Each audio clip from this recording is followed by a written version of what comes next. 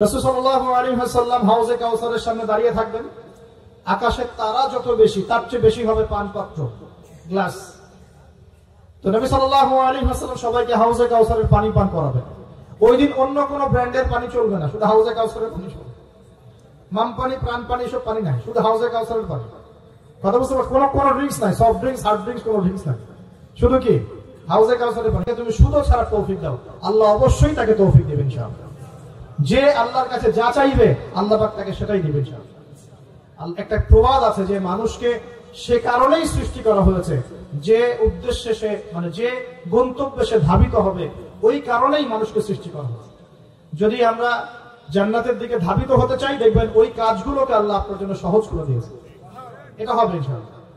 আপনি শুধু একবার মন থেকে আল্লাহর দিকে ফিরে আসেন, আল্লাহ আপনাকে সময় দিবে, আল্লাহ আপনাকে রিজিক দিবে, আল্লাহ আপনাকে ওস্তাদ দিবে, আল্লাহ আপনাকে বন্ধু দিবে, আল্লাহ আপনাকে পরিবেশ দিবে, আল্লাহ আপনাকে দিন শেখা সহজ করে দিবে, হালাল রিজিকের পথ করে দিবেন, নেককার স্ত্রী দিবেন, নেককার সন্তান দিবেন, আল্লাহর পথে কাজ করার ট্র্যাক দিবেন, সবই আল্লাহ ব্যবস্থা করে দিবেন ইনশাআল্লাহ।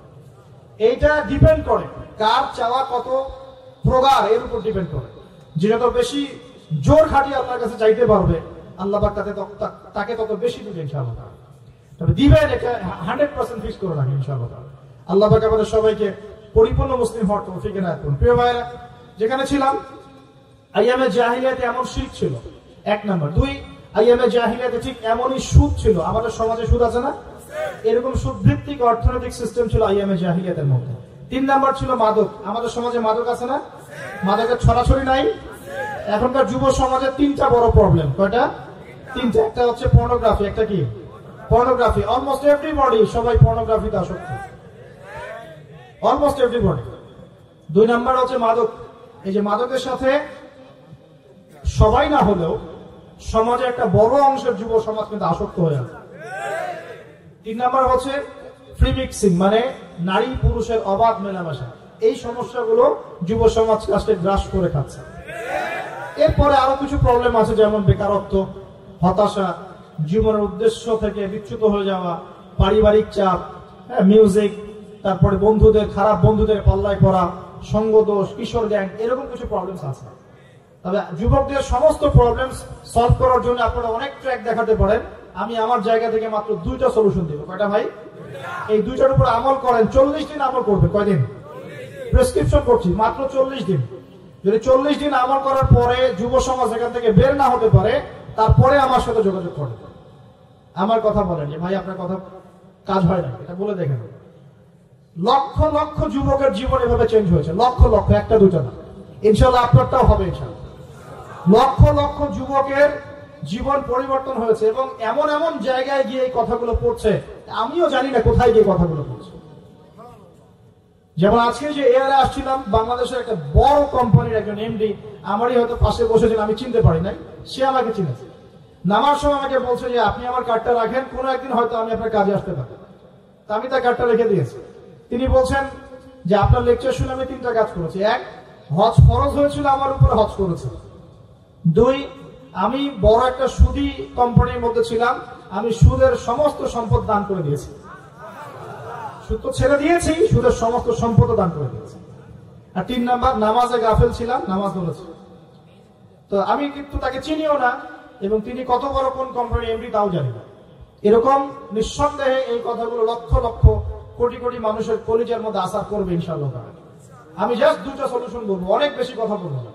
প্রিয় যুবক ভাই, আপনার সলিউশন এই বেকারত্ব, মাদক, মেয়ের প্রতি আসক্তি, হতাশা, চাকরি না পাওয়া, এই যে ব্যাপারগুলো, পারিবারিক চাপ, তারপরে আপনি মাঝে মাঝে হয়তো একটু এগ্রেসিভলি একটু গুন্ডাগার্দি করছেন, নাউজুবিল্লাহ, এই যে প্রবলেমস গুলা, এগুলো সলভ আপনাকে 2টো জিনিস করবে। 1, আপনি জাস্ট 5টা ওয়াক্ত নামাজ জামাতে পড়ার চেষ্টা করেন। একদম 5 ওয়াক্ত মানে 5 ওয়াক্তই, মানে আপনাকে ফজরে উঠতে হবে, এশার নামাজও পড়তে হবে।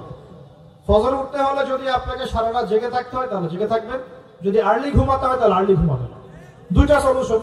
কারণ এখন তো অনেকেই রাত চলে যায় 3টা, 3:30, 4টা পর্যন্ত জেগে থাকে, কারণ এখন তো দিন রাত হয়ে গেছে, রাত দিন হয়ে গেছে, তাই না? এটা ক্ষেত্র বিশেষে জায়েজ হতে পারে, কিন্তু সবসময় এটা করা যাবে না। যেমন রমজান মাস, দেখা যায় রাতের বেলা অনেকেই ইবাদত করে না, একবারে ফজরের নামাজ পড়ে হয়তো জিকির আজকার তেলাওয়াত করে মানুষ ঘুমায়। এটা আলাদা বিষয়, কিন্তু সারা জীবন তো এই কাজটা করা যাবে। তো আর্লি ঘুমানোর চেষ্টা করা ভালো। যদি না পারেন, যদি আপনার রাত জাগতেই হয়, তাহলে ফজরের নামাজটা পড়ে অ্যাটলিস্ট ঘুমাবেন। ঠিক আছে?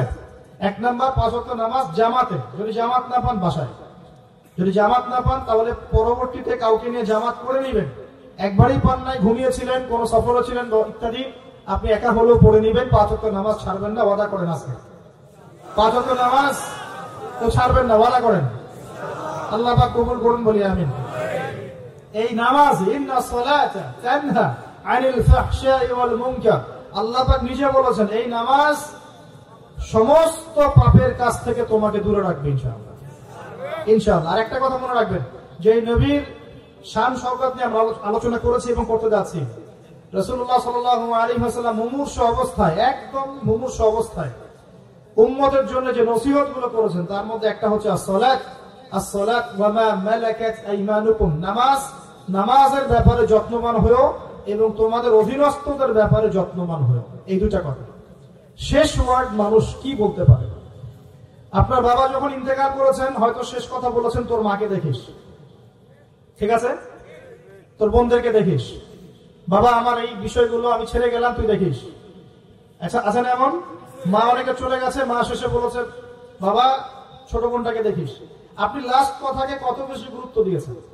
যাদের পিতা মাতা চলে গেছে এবং শেষ সময় তারা কাছে থাকার সৌভাগ্য ছিল, তারা কিন্তু বুঝতে পারে শেষ কথার কত গুরুত্ব আছে কি নাই? গুরুত্ব আছে কি নাই? শেষ কথা মানুষ সবচেয়ে কঠিন ভাবে মনে রাখে কি না? নবী সাল্লাল্লাহু আলাইহি ওয়াসাল্লাম আমাদের সবার নেতা, আমাদের নবী, আমাদের আদর্শ, আমাদের সবচেয়ে উসওয়াতুল হাসানাহ, যাকে আল্লাহ পাক এই পুরো রাহমাতুল লিল আলামিন হিসেবে সৃষ্টি করেছেন। উম্মতের সমস্ত কবিরা গুনাহগার মানুষের জন্য সুপারিশ করে আল্লাহর হুকুমে তাদেরকে জান্নাতে নিয়ে যাবে ইনশাআল্লাহ। সবাই যখন নিজেকে নিয়ে ব্যস্ত থাকবে, তিনি তখন উম্মতকে নিয়ে ব্যস্ত থাকবেন ইনশাআল্লাহ। একটা হাদিসে তিনি উম্মতকে ভাইও বলে সম্বোধন করেছেন। কাশ আমি যদি আমার ভাইদেরকে দেখতে পেতাম, হাদিসে সহিহ, কাশ আমি যদি আমার ভাইদেরকে দেখতে পেতাম। সাহাবীরা বলছেন আমরা কি আপনার ভাই নই? নবীজি বলছেন না, তোমরা আমার সাহাবী। আমার ভাই তারা যারা আমার পরে আসবে, তোমাদের পরে আসবে, আমাকে না দেখেই ঈমান নিয়ে আসবে ইনশাআল্লাহ। এখানে কি আপন ভাই বোঝানো হচ্ছে? সেটা বোঝানো হচ্ছে না। এখানে বোঝানো হচ্ছে কাছের, আমার আত্মার সাথে সম্পর্ক ওদের। আমাকে না দেখেই তারা আমার প্রতি বিশ্বাস করবে ইনশাআল্লাহ। করবে কিনা? আমরা কি দেখেছি নবীকে? এই মহান ব্যক্তিত্ব জীবনের শেষের দিকে আমাদেরকে নসিহত করেছেন, as-salat, নামাজ ধরে রাখো, নামাজ ধরে রাখো। বসেন। ওয়া মা মালাকাত আইমানুকুম, এবং তোমাদের অধীনস্থদের ব্যাপারে সতর্ক থাকো। অধীনস্থ মানে কি? অধীনস্থ মানে কি বলেন দেখি? আপনার স্ত্রী আপনার অধীনে থাকে? সন্তান সন্ততি অধীনে থাকে? থাকে না? থাকে। কোন কোন ক্ষেত্রে পিতা মাতাও কি আমাদের অধীনে থাকে না? মানে আমরা আর্ন করতে পারি, পিতা মাতা আর্ন করতে পারেন, উপার্জন করতে পারে না। পিতা মাতাকে চালানো লাগে না আপনাদেরকে অনেক সময়, হয় কি না? অধীনস্থ মানে আপনার আন্ডারে যে মানুষরা আছে, এই মানুষদের ব্যাপারে, তাদের হকের ব্যাপারে সতর্ক থাকবে। কে বলেছেন এটা? আচ্ছা, এখান থেকে নামাজের গুরুত্ব বুঝতে পারলাম কি? যুব সমাজের সলিউশন 1 নাম্বার, 5 ওয়াক্ত নামাজ জামাতে পড়ার চেষ্টা করবেন। আল্লাহ পাক তৌফিক ইনায়াত করুন, বলি আমিন। 2 নাম্বারটা হচ্ছে, আমার সামনে একটা কিতাব আছে, কিতাবটার নাম কি? সবাই পড়তে জানি ইনশাআল্লাহ? কারা কারা পড়তে জানেন না? অনেস্টলি হাত তোলেন দেখি। জানেন না? আপনারাই জানেন না? আচ্ছা, ঠিক আছে, বসেন, শরমের কিছু নাই। যারা জানেন না, ওয়াদা করেন যে আগামী রমজান মাসে, এই রমজান মাসের মধ্যেই কোরআন তিলাওয়াত করা শিখবো ইনশাআল্লাহ। বাঙালি একটা আবেগী জাতি। ওই যে বলি ইস্যু পাগল, মাঝে মাঝে ট্রল করে আর মাঝে মাঝে আবেগে ভাসে। আমাকে বলেন দেখি, আল কোরআনের আলো ঘরে ঘরে জ্বালো, এই স্লোগান তুললেই বাংলার জমিনে একদম ইসলাম কায়েম হয়ে যাবে? কখন ইসলাম কায়েম হবে? যখন আল কোরআনের আলো ঘরে ঘরে জ্বলবে। কখন? যখন প্রত্যেকটা ঘরে ঘরে একটা করে কোরআনওয়ালা মানুষ থাকবে। সম্মানিত উপস্থিতি, কেমন আছেন আপনারা সবাই? আলহামদুলিল্লাহ। আজকের আলোচ্য বিষয় হচ্ছে নবী সাল্লাল্লাহু আলাইহি ওয়াসাল্লামের ইসরা এবং মিরাজ। রাসূলুল্লাহ সাল্লাল্লাহু আলাইহি ওয়াসাল্লামের ইসরা বা মিরাজ। আমরা এই বিষয়টার উপরে সংক্ষিপ্ত আকারে কিছু গুরুত্বপূর্ণ পয়েন্ট আলোচনা করার চেষ্টা করব ইনশাআল্লাহ তাআলা। ওয়া মা তাওফীকি ইল্লা বিল্লাহ আলাইহি তাওয়াক্কালতু ওয়া ইলাইহি উনীব। রব্বি ইশরাহ লি সাদরি ওয়া ইয়াসসির লি আমরি ওয়াহলুল উকদাতাম মিন লিসানি ইয়াফকাহু কওলি।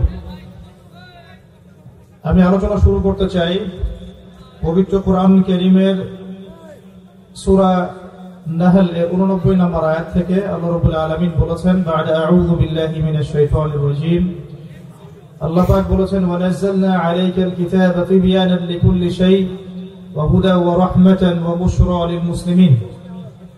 আল্লাহ রাব্বুল আলামিন তার নবীকে বলেছেন যে ওয়া নাযালনা আলাইকাল কিতাব, হে নবী আমি আপনার প্রতি এমন একটা কিতাব নাযিল করেছি, অর্থাৎ আল কোরআন কারীম, তিবয়ানান লিকুল্লি শাই, যে কিতাবটা হচ্ছে প্রত্যেকটা বিষয়ের ব্যাখ্যা।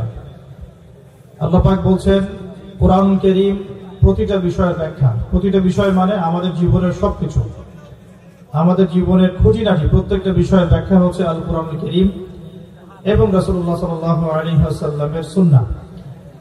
ওয়া হুদান, এবং এই কোরআন তোমাদের জন্য হুদান হিদায়াত, ও রাহমাতান, এবং রহমত বা দয়া বা অনুগ্রহ, ও বুশরা লিল মুসলিমিন, এবং কোরআন হচ্ছে মুসলিমদের জন্য সুসংবাদ। সুবহানাল্লাহ।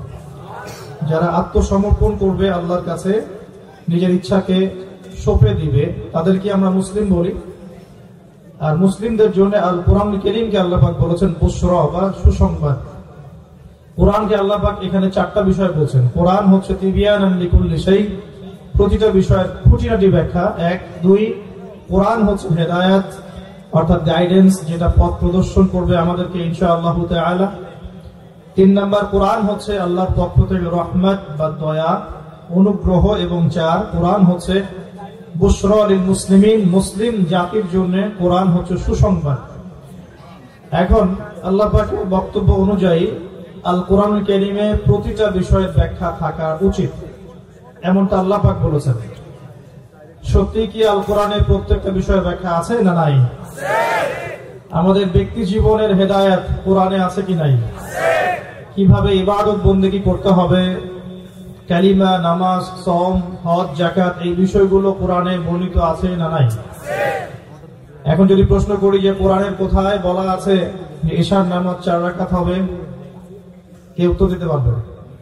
কোরআনে কোথায় বলা আছে যে ইশার নামাজ, ফরজ নামাজ 4 রাকাত, এবং ফরজ নামাজে 4 রাকাতে 8টা সিজদা করতে হবে? কোরআনে কোথায় আছে? আছে? তো বললাম যে হ্যাঁ আছে। উত্তরটা কি? উত্তরটা হচ্ছে সূরা হাশর আয়াত নাম্বার 7। কোন সূরা? সূরা হাশর আয়াত নাম্বার 7। আল্লাহ পাক বলছেন, ওয়া মা আতাকুমুর রাসূলু ফাখুযুহু, রাসূলুল্লাহ সাল্লাল্লাহু আলাইহি ওয়াসাল্লাম তোমাদেরকে যা দিয়েছেন তা গ্রহণ করো। মোবাইল ফোনে ব্যস্ত না থেকে রাসূলের নাম আসলে দরুদ পড়েন, নেকি হবে ইনশাআল্লাহ। মোবাইলে ব্যস্ত না থেকে রাসূলের নাম যখন আসবে তখন বলতে হবে সাল্লাল্লাহু আলাইহি ওয়াসাল্লাম, তাহলে 10টা নেকি হবে ইনশাআল্লাহ। আর দরুদ যারা পড়ে না তাদের প্রতি নবী সাল্লাল্লাহু আলাইহি ওয়াসাল্লাম অভিশাপ দিয়েছেন। একটা হাদিসে নবীজি বলেছেন, সেই ব্যক্তি ধ্বংস হোক যার সামনে আমার নাম উচ্চারিত হয়েছে কিন্তু সে আমার নাম শুনে দরুদ পড়ে নাই। বলি নাউযুবিল্লাহ। যখনই নবীর নাম আসবে আমরা কি পড়বো ভাই? সাল্লাল্লাহু আলাইহি ওয়াসাল্লাম। কি ফজিলত! 10টা নেকি হবে ইনশাআল্লাহ, 10টা গুনাহ মাফ হবে ইনশাআল্লাহ। আল্লাহ পাক 10 বার রহম করবেন, মর্যাদার স্তর 10 গুণ বাড়াই দিবেন ইনশাআল্লাহ। আর দরুদ যে পড়ে না সে ব্যক্তি হচ্ছে সবচেয়ে বড় কৃপণ ব্যক্তি, এবং রাসূল সাল্লাল্লাহু আলাইহি ওয়াসাল্লাম তার ব্যাপারে বদদোয়া করেছেন। আমরা নবীর সুপারিশ পেতে চাই কিনা? তাহলে সকাল সন্ধ্যায় কমপক্ষে 10 বার করে আমাদেরকে দরুদ পড়ার সুন্নাত চালু করতে হবে। আল্লাহ পাক তৌফিক দান করুন, বলি আমিন। নবীজি বলেছেন, যে ব্যক্তি সকালে 10 বার, সন্ধ্যায় 10 বার আমার প্রতি দরুদ পড়বে, ইনশাআল্লাহ কাল কিয়ামতের মাঠে আমি তার জন্য সুপারিশ করব ইনশাআল্লাহ। নবীর সুপারিশ পাওয়ার জন্য কয়েকটা পদ্ধতি। 1, জীবনের প্রতিটা কাজ রাসূল সাল্লাল্লাহু আলাইহি ওয়াসাল্লামের সুন্নাহ মতো করা, 1 নাম্বার। 2 নাম্বার, সকাল সন্ধ্যায় 10 বার করে রাসূলের প্রতি দরুদ পাঠ করা। আর 3 নাম্বার হচ্ছে রাসূল সাল্লাল্লাহু আলাইহি ওয়াসাল্লামের রেখে যাওয়া এই দিন, এই আমানতটাকে মানুষের ঘরে ঘরে পৌঁছে দেওয়ার ব্যবস্থা করা। পারা যাবে ইনশাআল্লাহ? আল্লাহ কবুল করুন, তৌফিক দান করুন। তো আলোচনায় মনোযোগ দেই, মোবাইল ফোনে বেশি ব্যস্ত না হয়, আপোষে কথাবার্তা না বলি। যতক্ষণ কথা হবে দিনের আলোচনা, দিলের কান দিয়ে, মনের কান দিয়ে শোনার চেষ্টা করি, আমল করার নিয়াতে শোনার চেষ্টা করি। আল্লাহ তৌফিক দান করুন। তো যেখানে ছিলাম যে আল্লাহ রাব্বুল আলামিন কোরআনকে বলছেন প্রত্যেকটা বিষয়ের ব্যাখ্যা, হেদায়েত, রহমত এবং সুসংবাদ।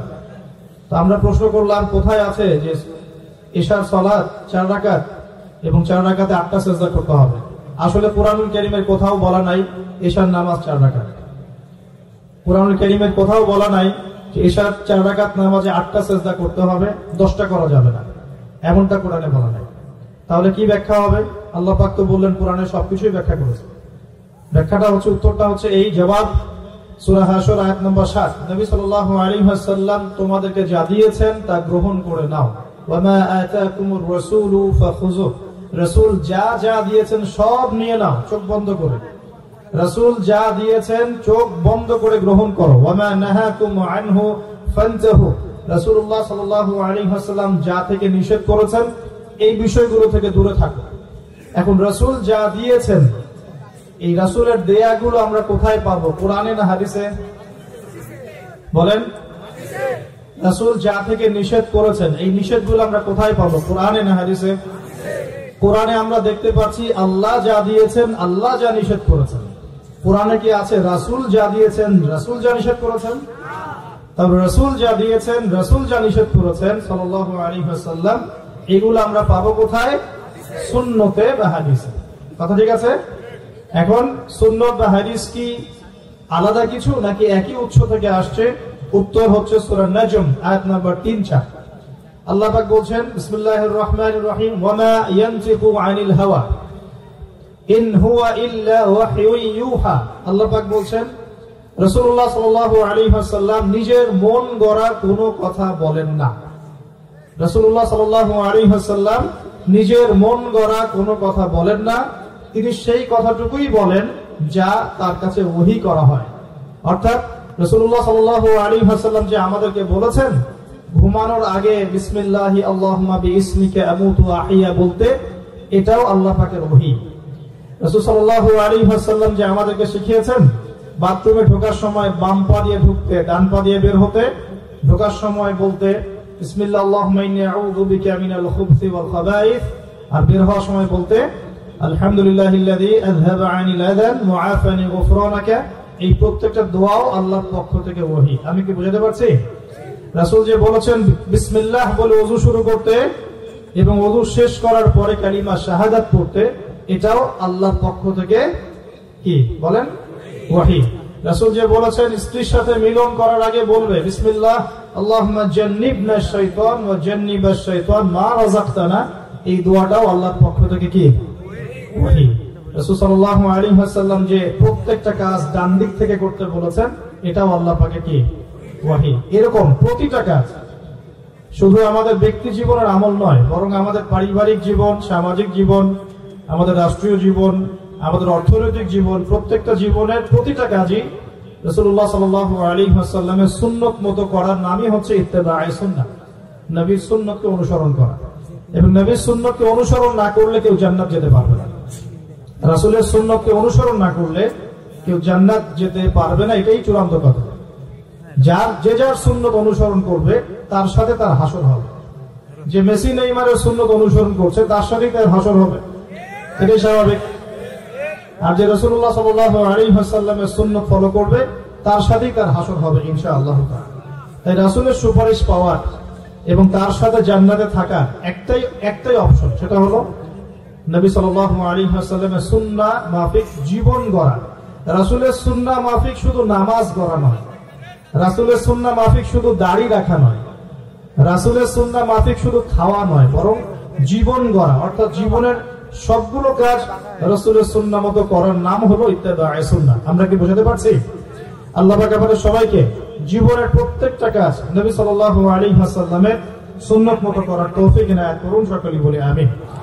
এখন আমাদের নবী সাল্লাল্লাহু আলাইহি ওয়াসাল্লাম এমন একটা সমাজে নবুয়ত পেয়েছিলেন, একটু বোঝার চেষ্টা করবেন, যে সমাজের মধ্যে জাহেলিয়াত ভর্তি ছিল।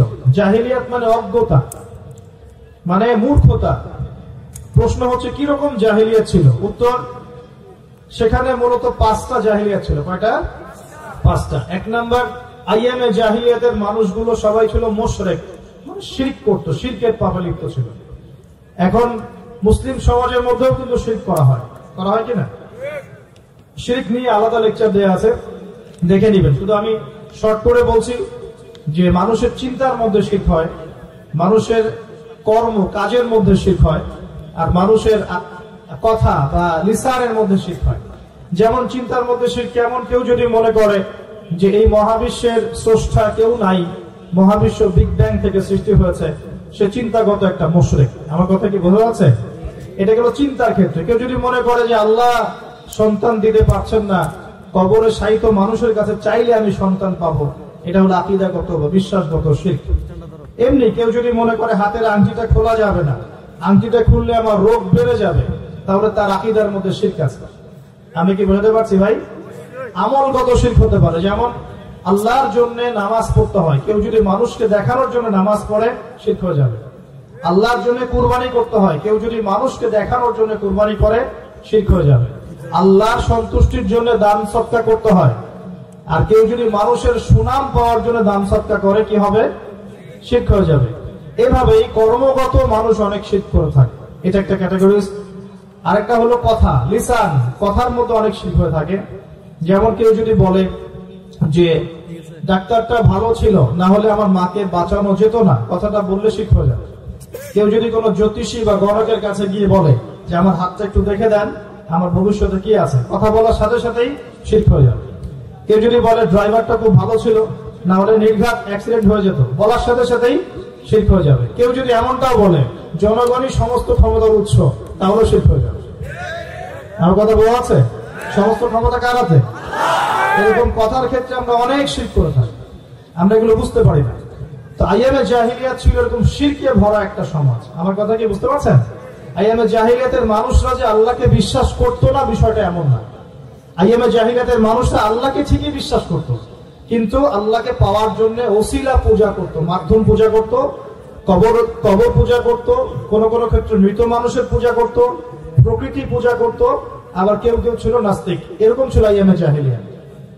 তো আমি একটা দলিল দিচ্ছি যে আইয়ামে জাহিলিয়াতের মানুষরাও যে আল্লাহকে বিশ্বাস করত, তার সবচেয়ে বড় দলিল হচ্ছে আবু জেহেল নিজেই।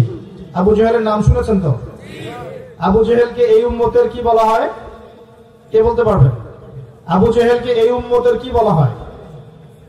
ওয়াজ কি খালি শুনলেই হবে নাকি একটু ধরে রাখতে হবে? কি বলা হয়? আইয়ামে জাহিলিয়াত একটা প্রবাদ ছিল, আবু জেহেলকে বলা হতো আবুল হাকাম, মানে জ্ঞানের পিতা। কিসের পিতা? জ্ঞানের পিতা। কিন্তু ইসলাম আসার পরে যখন সে ইসলাম কবুল করে নাই এবং সত্যকে চিনেও প্রত্যাখ্যান করেছে, তখন নবী সাল্লাল্লাহু আলাইহি ওয়াসাল্লাম বলেছিলেন আবু জেহেল হচ্ছে এই উম্মতের ফেরাউন। কে? ফেরাউনের নাম শুনেছেন কিনা? ফেরাউন কে ছিল? এই বিশ্বের সবচেয়ে প্রতাপশালী শাসক। সে কি ভালো ছিল না জালেম ছিল? ক্ষমতা চিরদিন থাকে না থাকে না? থাকে। ফেরাউনের চেয়ে শক্তিধর ওই সময় বিশ্বের কেউ ছিল? আজকে ফেরাউনের কোন অস্তিত্ব আছে? আছে, তার লাশটা পড়ে আছে। তার লাশটা আছে না? 1897 সালে তার লাশটা আবিষ্কৃত হয়েছে। কত সালে? 1897 সালের দিকে তার লাশটাকে আল্লাহ পাক শুটকি বানিয়ে রেখে দিয়েছেন। কেন রেখেছেন এই দলিলটাও কোরআনে আছে। ওই যে বললাম কোরআন সবকিছুর ব্যাখ্যা করেছে। ফেরাউনের লাশ কেন সংরক্ষণ করা হয়েছে এর দলিলও কোরআনে আছে। আল্লাহ বলেছেন যাতে করে তুমি, আজ আমি তোমার এই দেহটাকে সংরক্ষণ করব, যাতে করে তোমাকে পরবর্তীদের জন্য নিদর্শন রূপে রাখা যায়। তাহলে ফেরাউন কাদের জন্য নিদর্শন হয়ে আছে? ফেরাউনের পরে যারা জালেম হিসেবে আসবে পৃথিবীতে, সেই জালেমদের জন্য ফেরাউনের লাশটা নিদর্শন হয়ে আছে। কিন্তু মানুষ নিদর্শন গ্রহণ করতে রাজি না, মানুষ শিক্ষা গ্রহণ করতে রাজি নয়। ফেরাউন কি আম কোন ব্যক্তি ছিলেন না শাসক ছিলেন? তাহলে আম ব্যক্তিদের জন্য তিনি যতটা না বড় নিদর্শন, শাসকদের জন্য বড় নিদর্শন। যারাই পৃথিবীতে শাসন ক্ষমতার বলে জুলুম করবে, তাদের জন্য ফেরাউন একটা নিদর্শন হয়ে থাকবে কিয়ামত পর্যন্ত। থাকবে কিনা? লিতাকুনা লিমান খালফাকা আয়াহ। আল্লাহ বলেছেন যাতে করে তুমি পরবর্তীদের জন্য নিদর্শন হতে পারো, এই কারণে তোমার লাশটাকে আমি সংরক্ষণ করেছি। আল্লাহ পাক এটাও বলেছেন, কিন্তু বেশিরভাগ মানুষই আমার নিদর্শন সম্পর্কে গাফেল। বাস্তবতা তাই নয় কি? আচ্ছা, এখন ফেরাউনদের মতো বড় বড় জালেম নাই সারা বিশ্বে? তাদের জন্য নিদর্শন না শিক্ষা না? এটা শিক্ষা। দেখুন, আবু জেহেলকেও এই উম্মতের ফেরাউন বলা হতো। কেন? কারণ সে সত্যকে চিনেও প্রত্যাখ্যান করেছে। তাকে বদরের যুদ্ধে হত্যা করা হয়েছে। দুইজন ছোট ছোট কিশোর তাকে হত্যা করেছে, দুইজন মুয়াজ। দুইজন কি? এই মুয়াজ নাম জানতেন? মুয়াজ নাম বরকতময় নাম। দুই মুয়াজ, সিরাতের গ্রন্থ পড়ে দেখবেন, আর রাহিকুল মাখতুম। দুইজন মুয়াজ, ছোট ছোট বাচ্চা যাদের বয়স 10 থেকে 15-র মধ্যে, 10 থেকে 15। এই দুইজন, দুই ভাই মিলে আবু জেহেলকে হত্যা করেছে। সুবহানাল্লাহ। এরপর আব্দুল্লাহ বিন মাসউদ রাদিয়াল্লাহু আনহু, তিনি তার গর্দানটা কেটে রাসূলের সামনে উপস্থাপন করেছিলেন। সুবহানাল্লাহ। ওই গর্দান দেখে নবী সাল্লাল্লাহু আলাইহি ওয়াসাল্লাম বলেছিলেন যে এই হচ্ছে এই উম্মতের ফেরাউন। আবু জেহেলকে এই উম্মতের বলেন ফেরাউন। এখন আবু জেহেলের দলিল কি দিচ্ছি? আবু জেহেল যখন বদরের যুদ্ধ করতে গিয়েছিল, তখন সে আগে যুদ্ধের মাঠে যায় নাই, সে আগে গিয়েছে কাবা ঘরে। কোথায় গিয়েছে? কাবা ঘর তখনও ছিল কিনা? কাবা ঘর তখনও ছিল, এবং মানুষ তখনও হজ করত। বলতে পারেন যে কিরকম করে হজ করত? সেই হজের সিস্টেম আর আমাদের সিস্টেম এক ছিল না। তারা দাবি করত যে তারা ইব্রাহিম আলাইহিস সালামের সুন্নাহ ফলো করছে, তারা দাবি করত। এই দাবির উপর ভিত্তি করে তারা কাবা ঘরের ভিতরে 360টা মূর্তি ঢুকিয়েছিল। কয়টা? 360টা। এই মূর্তিগুলোর মধ্যে ইব্রাহিম আলাইহিস সালামের মূর্তিও ছিল, ইসমাইল আলাইহিস সালামের মূর্তিও ছিল। আসলে তারা তো আর জানতো না তারা কেমন দেখতে। তারা কি জানতো? একটা কাল্পনিক স্ট্যাচু তারা গঠন করেছিল এবং তার কাছে তারা সেজদা করত। তাদের ধারণা ছিল ইব্রাহিম আলাইহিস সালাম তো ভালো মানুষ, ভালো মানুষ না, তার কাছে চাইলেই আল্লাহর কাছে চাওয়া হবে। এমনটা আমাদের এখানে অনেকের মানুষের আকীদা আছে না, যে অনেক কবরে চলে গেছে মানুষ, তাদের আকীদা হচ্ছে এই মানুষ অনেক বুজুর্গ ছিল, তার কাছে চাইলেই আল্লাহর কাছে চাওয়া হয়। আকীদা একই কিনা? এগুলো শিরকি আকীদা। চাবেন কার কাছে? সরাসরি কার কাছে? আল্লাহর কাছে। কিসের ওসিলায় চাবেন? নিজের নেক আমলের ওসিলায় চাবেন। আল্লাহ পাকে তাওহীদের ওসিলায় চাবেন, আল্লাহ পাকে আসমাউল হুসনার ওসিলায় চাবেন, আল্লাহ পাকে সিফত নাম এগুলোর ওসিলায় চাবেন। ইনশাআল্লাহ আল্লাহ পাক আপনার দোয়া কবুল করবেন। আল্লাহ পাক আমাদের সবার দোয়াগুলো কবুল করুন বলি আমিন। এখন আবু জেহেল কাবা ঘরে গিয়ে কি করেছে? আবু জেহেল কাবা ঘরে গিয়ে আল্লাহকে বলছিল, আল্লাহুম্মা, ভালো করে শুনেন, আল্লাহুম্মা, হে আল্লাহ, ইন কুনতা তাআলাম, হে আল্লাহ আপনি যদি জানেন, আন্না মুহাম্মাদান আলাল হক, যে মুহাম্মদ সাল্লাল্লাহু আলাইহি ওয়াসাল্লাম সত্যের উপরে আছে, ফানসুরহু, তাহলে তাকেই সাহায্য করেন। কে দোয়া করছে এটা? কে দোয়া করছে? আচ্ছা, আবার বলছে, আল্লাহুম্মা, হে আল্লাহ, ইন কুনতা তাআলাম, আপনি যদি জানেন, আন্না নাহনুল কুরাইশ আলাল হক, আমরা কুরাইশরা সত্যের উপরে আছি, ফানসুরনা, তাহলে আমাদেরকে সাহায্য করেন। কে দোয়া করছে? এখন বলেন তো, আবু জেহেল আল্লাহ বিশ্বাস করে কিনা? আল্লাহ বলে যে একজন আছে, আবু জেহেল বিশ্বাস করে কিনা? তারপরে কেন সে মুশরিক হলো? কেন উম্মতের ফেরাউন হলো? কি কারণ? কারণ আল্লাহকে বিশ্বাস করা যথেষ্ট নয় যতক্ষণ না আপনি আল্লাহর বিধানের আনুগত্য করছেন। কথা কি বুঝতে পারছেন? আল্লাহর বিধানের আনুগত্য করার পরে আমি মুসলিম হচ্ছি। আল্লাহ পাকের বিধানের সামনে আত্মসমর্পণ করার মধ্য দিয়ে আমি কি হচ্ছি? মুসলিম হচ্ছি। যারা হিন্দু ভাই, তারা কি বিশ্বাস করে না একজন ঈশ্বর আছে? জিজ্ঞাসা করে দেখেন, বিশ্বাস করে না? অবশ্যই বিশ্বাস করে। যারা বলছে যে 3 খোদা, আল্লাহ, নাউজুবিল্লাহ, ঈসা আলাইহিস সালাম আর রুহুল কুদুস, যারা 3 খোদায় বিশ্বাস করে, এমন মানুষ আছে না পৃথিবীতে? তাদের সংখ্যা কিন্তু কোটি কোটি, প্রায় 200-300 কোটি মানুষ এগুলো বিশ্বাস করে। ওরা কি আল্লাহ বিশ্বাস করে না? করে কিনা? ওরা কি বিশ্বাস করে না যে একজন আল্লাহ বলে একজন আছে? যারা বুদ্ধিস্ট, তারা কি বিশ্বাস করে না যে আল্লাহ বলে একজন আছে? যারা ইহুদি, তারা কি বিশ্বাস করে না যে আল্লাহ বলে একজন আছে? তাহলে আল্লাহ বলে একজন আছে, উপরওয়ালা একজন আছে, এই বিশ্বাস যথেষ্ট নয় যতক্ষণ না আপনি সেই আল্লাহর বিধানের সামনে আত্মসমর্পণ করছেন। আর আত্মসমর্পণ মানে কি? কিছু অংশ মানবো, কিছু অংশ মানবো না। আত্মসমর্পণ মানে কি?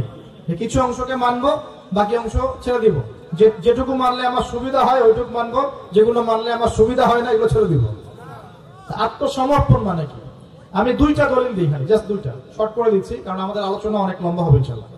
2টা দলিল দিচ্ছি। এক, ইব্রাহিম আলাইহিস সালামকে যে আল্লাহ পাক বললেন তোমার স্ত্রী সন্তানকে রেখে আসো কাবা ঘরের কাছে, মনে আছে? মনে আছে কি নাই? আচ্ছা, ইব্রাহিম আলাইহিস সালাম কি প্রশ্ন করেছিলেন যে আমি কেন রেখে আসব, এর পিছনে যুক্তি কি, বিজ্ঞান কি, দর্শন কি, নাকি আল্লাহ বলেছেন বাস করেছেন? কোনটা? আল্লাহ বলেছেন, তিনি করেছেন। তিনি বলছেন, আল্লাহ বলছেন তোমার সন্তানকে কুরবানি করতে হবে, সন্তানের বয়স 10 বা 12 বছর। তিনি কি বলেছেন নিষ্পাপ বাচ্চাকে কেন হত্যা করব? এর পিছনে যুক্তি কি, এর পিছনে বিজ্ঞান কি, এর পিছনে দর্শন কি? আল্লাহ কাজটা তো ভালো মনে হচ্ছে না, এরকম কোনো প্রশ্ন করেছেন? নাকি আল্লাহ যা বলেছেন তাই করার জন্য প্রস্তুতি নিয়েছিলেন? কোনটা? এই কারণে ইব্রাহিম আলাইহিস সালামকে আল্লাহ পাক বলছেন আমার খলিল, আমার বন্ধু। ইয ক্বালা লাহু রাব্বুহু আসলিম, যখনই তার রব তাকে বলেছে আসলিম, আত্মসমর্পণ করো, ক্বালা আসলামতু লিরাব্বিল আলামিন, ইব্রাহিম বলেছে আমি আমার রবের সামনে আত্মসমর্পণ করলাম। সুবহানাল্লাহ।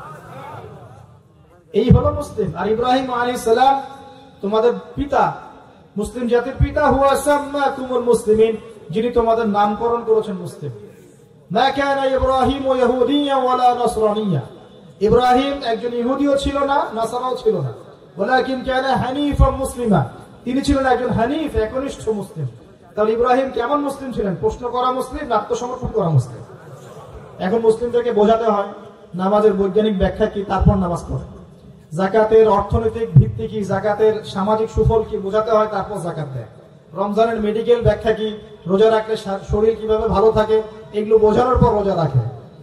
বোঝাতে হয় যে আল্লাহ পাকের বিধান যেগুলো আছে, যেমন চোরের হাত কেটে ফেলা, হ্যাঁ, ধর্ষকের শাস্তি দেওয়া, মৃত্যুদণ্ড দেওয়া প্রকাশ্যে, এগুলো বোঝাতে হয় যে এগুলোর সামাজিক পলিটিক্যাল ভিত্তি আছে, এগুলো দিলে সোশ্যালি শান্তি কায়েম হয়। বোঝানোর পরেও তারা মানতে চায় না। ইব্রাহিম আলাইহিস সালাম আল্লাহর আদেশ আসার সাথে সাথেই আত্মসমর্পণ করতেন। এই হলো মুসলিম। আর ইসলাম কাকে বলে? আত্মসমর্পণ, নাকি কিছু অংশ মানবো আর কিছু অংশ মানবো না? এখন আমরা যে কিছু অংশ মানি, কিছু অংশ মানি না, এটা দেখার জন্য আপনাকে রমজান মাস পর্যন্ত অপেক্ষা করতে হবে। কিরকম? রমজান মাসে দেখবেন যে নামাজ পড়লো মাশাআল্লাহ, তারাবির নামাজ, ব্যবসা করতে গিয়ে দেখবেন মাপে কম দিবে। তার মানে সে নামাজ ইবাদত বন্দেগীর জীবনে আল্লাহকে মানে ঠিকই, অর্থনৈতিক জীবনে আল্লাহকে মানে। ওখানে তার কাছে মনে হচ্ছে আল্লাহ দেখছেন না, এখানে আমি যা ইচ্ছা তাই করতে পারি। একজন পরেজগার ব্যক্তি, তাহাজ্জুদ গোজার মাশাআল্লাহ, রাতে তাহাজ্জুদ পড়েন, দেখবেন অফিসে গিয়েছে, আদালতে, অন্যান্য জায়গায় গিয়েছে, চাকরি ক্ষেত্রে, সেখানে গিয়ে টেবিলের তল দিয়ে টাকা নেওয়া শুরু করেছে। তার ধারণা যে এখানে আল্লাহ তাকে দেখছে না, নামাজ আল্লাহ তাকে দেখছে। আবার আমাদের দিনই বোন অনেকে রোজা রাখে মাশাআল্লাহ, রোজা রেখেও দেখবেন সিরিয়াল দেখছে, গীবত করছে, বেপরদা হয়ে বাইরে ঘুরছে, করছে কিনা? আবার রোজাও কিন্তু রাখছে। তার মানে তার ধারণা যে ইবাদত বন্দেগীর জীবনে আল্লাহ আমাকে, এখানে লা ইলাহা ইল্লাল্লাহ ঠিক আছে, মুহাম্মদুর রাসূলুল্লাহ ঠিক আছে, কিন্তু শরঈ পর্দার ক্ষেত্রে, অন্যান্য জীবনের অন্যান্য ক্ষেত্রে আমি লা ইলাহা ইল্লাল্লাহ মুহাম্মদুর রাসূলুল্লাহর পরোয়া করছি না। আমরা অনেক মানুষকে দেখেছি ব্যক্তিগতভাবেও এবং সোশ্যালিও, ইবাদত বন্দেগীর জীবনে পাক্কা মুসলমান, একদম কপালে সেজদার দাগ পড়ে গেছে, পায়ের মধ্যে সেজদার দাগ পড়ে আছে, ওই ব্যক্তি অর্থনৈতিক জীবনে গিয়ে পাক্কা সুদখোর আছে কি নাই? এমন লোকের অভাব আছে? আমরা মোটামুটি অনেকেই এর মধ্যে ইনভলভ হয়ে যাই। আমরা একটা জিনিস বোঝাতে ব্যর্থ হচ্ছি, এবং এই মাহফিলের সিজনে এই একটা দাওয়াতই আমি দেওয়ার চেষ্টা করেছি, সেটা হলো নিজেকে এবং আপনাদেরকেও, যে ইসলাম আংশিক কোন জীবন ব্যবস্থা নয়। ইসলামের মধ্যে প্রতিটা বিষয়ের হেদায়েত আছে। আমি মানতে পারি না পারি, আগে আমাকে আত্মসমর্পণ করতে হবে, নাকি? আমি হয়তো মানতে পারছি না, আমি জানি এই যুগে 100% ইসলাম পালন করা এত সহজ নয়। এটা কথা বলা সহজ, কিন্তু কাজ করা এতটা সহজ নয়। যদি করতে চাই পাহাড়ে চলে যাওয়া লাগবে, পাহাড়ে গরু ছাগল চড়াইতে হবে, ওখানে একদম ফিতনামুক্ত পরিবেশে নিজে চাষবাস করে খাইতে হবে, ছাগলের দুধ ধোয়ায় খাইতে হবে, ওখানে আজান দেওয়া লাগবে, একামত দিয়ে আজান নামাজ পড়া লাগবে, ফিতনা থেকে দূরে থাকা লাগবে, তাহলে 100% পালন করতে পারবো হয়তো। এই সমাজে, এই সামাজিক ব্যবস্থায় থেকে 100% ইসলাম পালন করা, যে বলবে সে মিথ্যা কথা বলছে। আমি যদি বলি আমি মিথ্যা কথা বলছি, 100% ইসলাম পালন করা এই যুগে এত সহজ নয়, এত সহজ নয়। কিন্তু আমি জানি সহজ নয়, কিন্তু আমরা তো নিয়াত করতে পারি নাকি, যে আল্লাহ আমি বিশ্বাস করি কোরআন এবং সুন্নাহ চূড়ান্ত, এবং এর মধ্যেই জীবনের সবকিছু হেদায়েত আছে। আল্লাহ আমি এর সামনে আত্মসমর্পণ করলাম, তুমি আমাকে পরিপূর্ণ জীবনে ইসলাম পালনের তৌফিক দাও আল্লাহ। এই দোয়াটা করা যায় তো, এই নিয়াতটা তো করা যায়। ইন্নামাল আমালু কি? ইন্নামাল আমালু বিন্নিয়াত। কাজের ফলাফল ডিপেন্ড করে কিসের উপরে? নিয়াতের উপর। তো নিয়াতটা করি ইনশাআল্লাহ। এখন নামাজ পড়তে পারছি, কালকে দাড়িও রাখবো ইনশাআল্লাহ। কালকে দাড়ি রেখেছি, পাক্কা মুসল্লি হয়েছি, ফরজ আদায় করছি, কালকে সুন্নত নফলও পড়বো ইনশাআল্লাহ। নামাজ ঠিক হয়ে গেছে আলহামদুলিল্লাহ, তাহাজ্জুদ পর্যন্ত পড়ছি। আমার অর্থনৈতিক জীবনে সুদও ছাড়বো ইনশাআল্লাহ, ঘুষও ত্যাগ করবো ইনশাআল্লাহ, অন্যের সম্পদ আত্মসাৎ করা বন্ধ করবো ইনশাআল্লাহ, দুর্নীতি বন্ধ করবো ইনশাআল্লাহ। আজকে আমি মুসল্লি হয়েছি, আমার পরিবারের পর্দাও কায়েম করবো ইনশাআল্লাহ। আমার পরিবার ঠিক আছে ইনশাআল্লাহ, আমি সামাজিক দায়িত্ব পেয়েছি, আমি আমার সাধ্যমতো সমাজে ইসলাম প্রতিষ্ঠার চেষ্টা করবো ইনশাআল্লাহ। চেষ্টা তো করতে হবে, আল্লাহ পাক চেষ্টা দেখবেন। যদি চেষ্টাটাও না করি আল্লাহর কাছে কি জবাব দিব, কি মুখ দেখাবো? আমাদের সবাইকে নবী সাল্লাল্লাহু আলাইহি ওয়াসাল্লামের সামনে মুখ দেখাতে হবে না? একবার দেখাতে হবে ইচ্ছায় হোক আর অনিচ্ছায় হোক, আর একবার দেখাতে হবে ঐচ্ছিক ভাবে। বুঝাচ্ছি কিভাবে? ইচ্ছায় হোক আর অনিচ্ছায় হোক কোথায়? কবরে। কোথায়? সবাইকে দেখানো হবে, আমি আপনি এভরিবডি, সবাই দেখবে আমাদের নবী মুহাম্মদ সাল্লাল্লাহু আলাইহি ওয়াসাল্লামের এই নূরানী চেহারা, সবাই দেখবে ইনশাআল্লাহ। আল্লাহ পাক প্রশ্ন করবেন, ফেরেশতাদের মাধ্যমে প্রশ্ন করাবেন, মান হাযার রাজুল বুইসা ফীকুম, এই ব্যক্তিকে যাকে তোমাদের কাছে পাঠানো হয়েছে। পৃথিবীতে যদি আমরা রাসূলের সুন্নাহ মতো চলতে পারি বা চলার চেষ্টা করি ইনশাআল্লাহ, সেই ব্যক্তি বলতে পারবে যে তিনি হচ্ছেন রাসূলুল্লাহ সাল্লাল্লাহু আলাইহি ওয়াসাল্লাম, আমি আল্লাহর কিতাব পড়ে জেনেছিলাম যে তিনি আল্লাহর রাসূল সাল্লাল্লাহু আলাইহি ওয়াসাল্লাম। আর যারা দুনিয়াতে চেষ্টা পর্যন্ত করবে না তারা কি উত্তর দিতে পারবে? তাই মনে হয়। আর একবার হচ্ছে ঐচ্ছিক, এটা কেমন? রাসূল সাল্লাল্লাহু আলাইহি ওয়াসাল্লাম হাউজে কাউসারের সামনে দাঁড়িয়ে থাকবেন, আকাশের তারা যত বেশি তার চেয়ে বেশি হবে পান পাত্র, গ্লাস।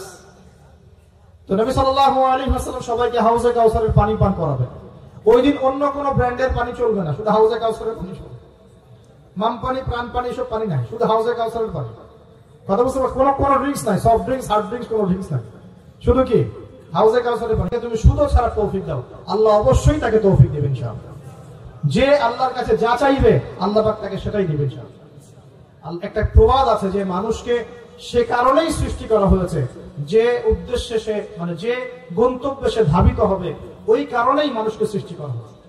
যদি আমরা জান্নাতের দিকে ধাবিত হতে চাই, দেখবেন ওই কাজগুলোকে আল্লাহ আপনার জন্য সহজ করে দিয়েছে। এটা হবে ইনশাআল্লাহ। আপনি শুধু একবার মন থেকে আল্লাহর দিকে ফিরে আসেন, আল্লাহ আপনাকে সময় দিবে, আল্লাহ আপনাকে রিজিক দিবে, আল্লাহ আপনাকে ওস্তাদ দিবে, আল্লাহ আপনাকে বন্ধু দিবে, আল্লাহ আপনাকে পরিবেশ দিবে, আল্লাহ আপনাকে দিন শেখা সহজ করে দিবে, হালাল রিজিকের পথ করে দিবেন, নেককার স্ত্রী দিবেন, নেককার সন্তান দিবেন, আল্লাহর পথে কাজ করার ট্র্যাক দিবেন, সবই আল্লাহ ব্যবস্থা করে দিবেন ইনশাআল্লাহ। এইটা ডিপেন্ড করে কার চাওয়া কত প্রগাঢ়, এর উপর ডিপেন্ড করে। যে যত বেশি জোর খাটিয়ে আল্লাহর কাছে চাইতে পারবে, আল্লাহ পাক তাকে তত বেশি দিবেন ইনশাআল্লাহ। তবে দিবেন এটা 100% ফিক্স করে রাখেন ইনশাআল্লাহ। আল্লাহ পাক আমাদের সবাইকে পরিপূর্ণ মুসলিম হওয়ার তৌফিক এনায়েত করুন। প্রিয় ভাইরা, যেখানে ছিলাম, আইয়ামে জাহিলিয়াতে এমন শিরক ছিল, এক নাম্বার। দুই, আইয়ামে জাহিলিয়াতে ঠিক এমনই সুদ ছিল। আমাদের সমাজে সুদ আছে না? এরকম সুদ ভিত্তিক অর্থনৈতিক সিস্টেম ছিল আইয়ামে জাহিলিয়াতের মধ্যে। তিন নাম্বার ছিল মাদক। আমাদের সমাজে মাদক আছে না? মাদকের ছড়াছড়ি নাই? এখনকার যুব সমাজের তিনটা বড় প্রবলেম। কয়টা? তিনটা। একটা হচ্ছে পর্নোগ্রাফি। একটা কি? পর্নোগ্রাফি। অলমোস্ট এভরিবডি, সবাই পর্নোগ্রাফিতে আসক্ত, অলমোস্ট এভরিবডি। দুই নাম্বার হচ্ছে মাদক। এই যে মাদকের সাথে সবাই না হলেও সমাজে একটা বড় অংশের যুব সমাজ কিন্তু আসক্ত হয়ে আছে। তিন নাম্বার হচ্ছে ফ্রি মিক্সিং, মানে নারী পুরুষের অবাধ মেলামেশা। এই সমস্যাগুলো যুব সমাজ আজকে গ্রাস করে খাচ্ছে। এরপরে আরো কিছু প্রবলেম আছে, যেমন বেকারত্ব, হতাশা, জীবনের উদ্দেশ্য থেকে বিচ্যুত হয়ে যাওয়া, পারিবারিক চাপ, মিউজিক, তারপরে বন্ধুদের, খারাপ বন্ধুদের পাল্লায় পড়া, সঙ্গদোষ, কিশোর গ্যাং, এরকম কিছু প্রবলেমস আছে। তবে যুবকদের সমস্ত প্রবলেমস সলভ করার জন্য আপনারা অনেক ট্র্যাক দেখাতে পারেন। আমি আমার জায়গা থেকে মাত্র দুইটা সলিউশন দেব। কয়টা ভাই? এই দুইটার উপর আমল করেন। 40 দিন আমল করবে। কয়দিন? প্রেসক্রিপশন করছি, মাত্র 40 দিন। যদি 40 দিন আমল করার পরে যুব সমাজ এখান থেকে বের না হতে পারে, তারপরে আমার সাথে যোগাযোগ করেন, আমার কথা বলেন যে ভাই আপনার কথা কাজ হয় না, এটা বলে দেখেন। লক্ষ লক্ষ যুবকের জীবন এভাবে চেঞ্জ হয়েছে, লক্ষ লক্ষ, একটা দুটো না। ইনশাআল্লাহ আপনারটাও হবে ইনশাআল্লাহ। লক্ষ লক্ষ যুবকের জীবন পরিবর্তন হয়েছে, এবং এমন এমন জায়গায় গিয়ে এই কথাগুলো পড়ছে, আমিও জানি না কোথায় গিয়ে কথাগুলো পড়ছে। যেমন আজকে যে এয়ারে আসছিলাম, বাংলাদেশের একটা বড় কোম্পানির একজন এমডি আমারই হয়তো পাশে বসেছিল, আমি চিনতে পারি নাই, সে আমাকে চিনেছে। নামার সময় আমাকে বলছে যে আপনি আমার কার্ডটা রাখেন, কোনো একদিন হয়তো আমি আপনার কাজে আসতে পারি। তা আমি তার কার্ডটা রেখে দিয়েছি। তিনি বলছেন যে আপনার লেকচার শুনে আমি তিনটা কাজ করেছি। এক, হজ ফরজ হয়েছিল আমার উপরে, হজ করেছে। দুই, আমি বড় একটা সুদী কোম্পানির মধ্যে ছিলাম, আমি সুদের সমস্ত সম্পদ দান করে দিয়েছি। সুদ তো ছেড়ে দিয়েছি, সুদের সমস্ত সম্পদ দান করে দিয়েছি। আর 3 নাম্বার, নামাজে গাফেল ছিলাম, নামাজ ধরেছি। তো আমি কিন্তু তাকে চিনিও না, এবং তিনি কত বড় কোন কোম্পানি এমডি তাও জানি না। এরকম নিঃসন্দেহে এই কথাগুলো লক্ষ লক্ষ কোটি কোটি মানুষের কলিজার মধ্যে আসার করবে ইনশাআল্লাহ। আমি জাস্ট 2টা সলিউশন বলবো, অনেক বেশি কথা বলবো না। প্রিয় যুবক ভাই, আপনার সলিউশন এই বেকারত্ব, মাদক, মেয়ের প্রতি আসক্তি, হতাশা, চাকরি না পাওয়া, এই যে ব্যাপারগুলো, পারিবারিক চাপ, তারপরে আপনি মাঝে মাঝে হয়তো একটু এগ্রেসিভলি একটু গুন্ডাগার্দি করছেন, নাউজুবিল্লাহ, এই যে প্রবলেমস গুলা, এগুলো সলভ আপনাকে 2টো জিনিস করবে। এক, আপনি জাস্ট 5টা ওয়াক্ত নামাজ জামাতে পড়ার চেষ্টা করেন। একটা 5 ওয়াক্ত মানে 5 ওয়াক্তই, মানে আপনাকে ফজরে উঠতে হবে, এশার নামাজও পড়তে হবে। ফজরে উঠতে হলে যদি আপনাকে সারা রাত জেগে থাকতে হয় তাহলে জেগে থাকবেন, যদি আর্লি ঘুমাতে হয় তাহলে আর্লি ঘুমাবেন। 2টা সলিউশন। মানে এখন তো অনেকেই রাত চলে যায় 3টা, 3:30, 4টা পর্যন্ত জেগে থাকে, কারণ এখন তো দিন রাত হয়ে গেছে, রাত দিন হয়ে গেছে, তাই না? এটা ক্ষেত্র বিশেষে জায়েজ হতে পারে, কিন্তু সবসময় এটা করা যাবে না। যেমন রমজান মাস, দেখা যায় রাতের বেলা অনেকে ইবাদত করে না, একবারে ফজরের নামাজ পড়ে হয়তো জিকির আজকার তেলাওয়াত করে মানুষ ঘুমায়, এটা আলাদা বিষয়, কিন্তু সারা জীবন তো এই কাজটা করা যাবে। তো আর্লি ঘুমানোর চেষ্টা করা ভালো। যদি না পারেন, যদি আপনার রাত জাগতেই হয়, তাহলে ফজরের নামাজটা পড়ে অ্যাটলিস্ট ঘুমাবেন, ঠিক আছে? 1 নাম্বার, 5 ওয়াক্ত নামাজ জামাতে। যদি জামাত না পান, বাসায়। যদি জামাত না পান, তাহলে পরবর্তীতে কাউকে নিয়ে জামাত করে নেবেন। একবারই পান নাই, ঘুমিয়েছিলেন, কোন সফরে ছিলেন ইত্যাদি, আপনি একা হলেও পড়ে নেবেন। 5 ওয়াক্ত নামাজ ছাড়বেন না, ওয়াদা করেন আজকে। 5 ওয়াক্ত নামাজ তো ছাড়বেন না, ওয়াদা করেন। আল্লাহ পাক কবুল করুন, বলি আমিন। এই নামাজ, ইন্না সালাতা তানহা আনিল ফাহশাই ওয়াল মুনকার, আল্লাহ পাক নিজে বলেছেন এই নামাজ সমস্ত পাপের কাছ থেকে তোমাকে দূরে রাখবে ইনশাআল্লাহ। ইনশাআল্লাহ। আর একটা কথা মনে রাখবেন, যে নবীর শান শওকত নিয়ে আমরা আলোচনা করেছি এবং করতে যাচ্ছি। রাসূলুল্লাহ সাল্লাল্লাহু আলাইহি ওয়াসাল্লাম মুমূর্ষু অবস্থায়, একদম মুমূর্ষু অবস্থায় উম্মতের জন্য যে নসিহতগুলো করেছেন, তার মধ্যে একটা হচ্ছে as-সালাত, as-সালাত ওয়া মা মালাকাত আইমানুকুম, নামাজের ব্যাপারে যত্নবান হও এবং তোমাদের অধীনস্থদের ব্যাপারে যত্নবান হও। এই 2টা কথা। শেষ ওয়ার্ড মানুষ কি বলতে পারে? আপনার বাবা যখন ইন্তেকাল করেছেন, হয়তো শেষ কথা বলেছেন, তোর মাকে দেখিস, ঠিক আছে? তোর বোনদেরকে দেখিস, বাবা আমার এই বিষয়গুলো আমি ছেড়ে গেলাম, তুই দেখিস।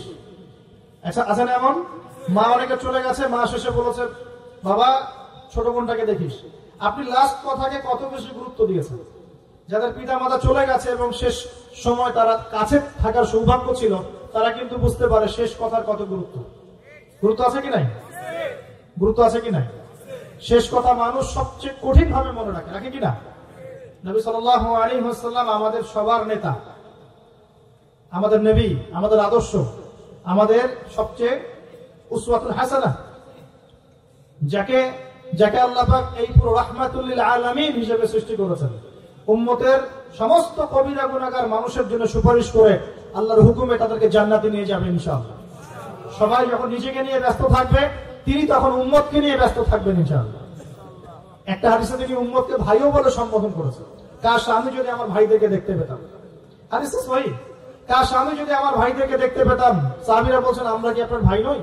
নবীজি বলছেন, না, তোমরা না, তোমরা আমার সাহাবী। আমার ভাই তারা যারা আমার পরে আসবে, তোমাদের পরে আসবে, আমাকে না দেখেই ঈমান নিয়ে আসবে ইনশাআল্লাহ। এখানে কি আপন ভাই বোঝানো হচ্ছে? সেটা বোঝানো হচ্ছে না। এখানে বোঝানো হচ্ছে কাছের, আমার আত্মার সাথে সম্পর্ক ওদের। আমাকে না দেখেই তারা আমার প্রতি বিশ্বাস করবে ইনশাআল্লাহ। করবে কিনা? আমরা কি দেখেছি নবীকে? এই মহান ব্যক্তিত্ব জীবনের শেষের দিকে আমাদেরকে নসিহত করেছেন, as-সালাত, as-সালাত, নামাজ ধরে রাখো, নামাজ ধরে রাখো। বসেন। ওয়া মা মালাকাত আইমানুকুম, এবং তোমাদের অধীনস্থদের ব্যাপারে সতর্ক থাকো। অধীনস্থ মানে কি? অধীনস্থ মানে কি বলেন দেখি? আপনার স্ত্রী আপনার অধীনে থাকে? সন্তান সন্ততি অধীনে থাকে? থাকে না? থাকে। কোন কোন ক্ষেত্রে পিতা মাতাও কি আমাদের অধীনে থাকে না? মানে আমরা আর্ন করতে পারি, পিতা মাতা আর্ন করতে পারেন, উপার্জন করতে পারে না। পিতা মাতাকে চালানো লাগে না আপনাদেরকে অনেক সময়, হয় কি না? অধীনস্থ মানে আপনার আন্ডারে যে মানুষরা আছে, এই মানুষদের ব্যাপারে, তাদের হকের ব্যাপারে সতর্ক থাকবে। কে বলেছেন এটা?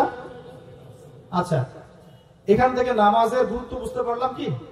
যুব সমাজের সলিউশন 1 নম্বর, 5 ওয়াক্ত নামাজ জামাতে পড়ার চেষ্টা করবেন, আল্লাহ পাক তৌফিক ইনায়াত করুন বলে আমিন। 2 নম্বরটা হচ্ছে আমার সামনে একটা কিতাব আছে, কিতাবটার নাম কি? সবাই পড়তে জানি ইনশাআল্লাহ? কারা কারা পড়তে জানেন না অনেস্টলি হাত তোলেন দেখি। জানেন না? আপনারাই জানেন না? আচ্ছা ঠিক আছে, বসেন, শরমের কিছু নাই।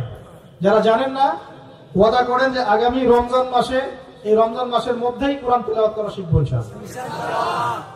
বাঙালি একটা আবেগী জাতি, ওই যে বলি ইস্যু পাগল, মাঝে মাঝে ট্রল করে আর মাঝে মাঝে আবেগে ভাসে। আমাকে বলেন দেখি, আল কোরআনের আলো ঘরে ঘরে জ্বালো, এই স্লোগান তুললেই বাংলার জমিনে একদম ইসলাম কায়েম হয়ে যাবে?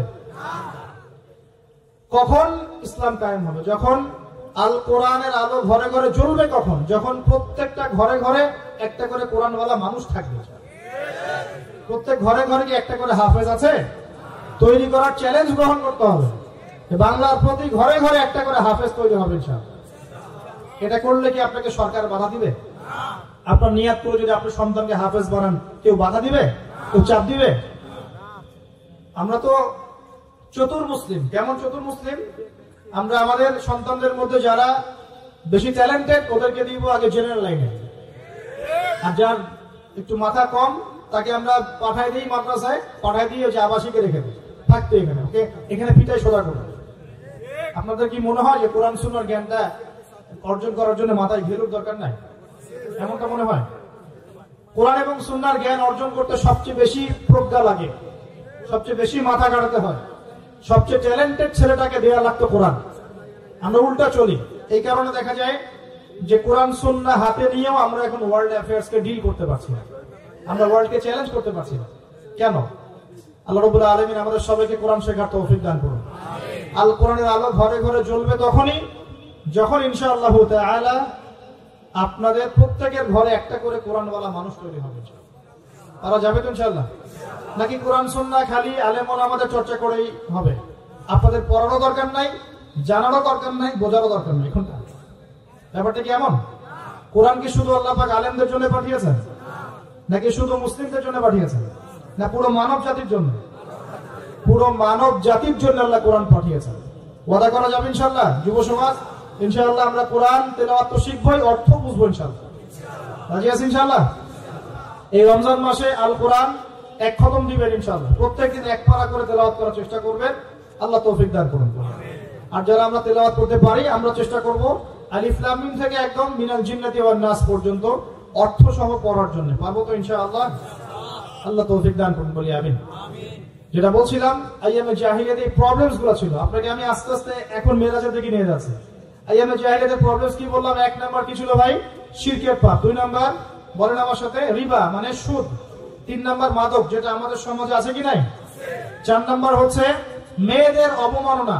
মেয়ে নারী জাতিকে সেখানে খুব একটা মূল্যায়ন করা হতো না।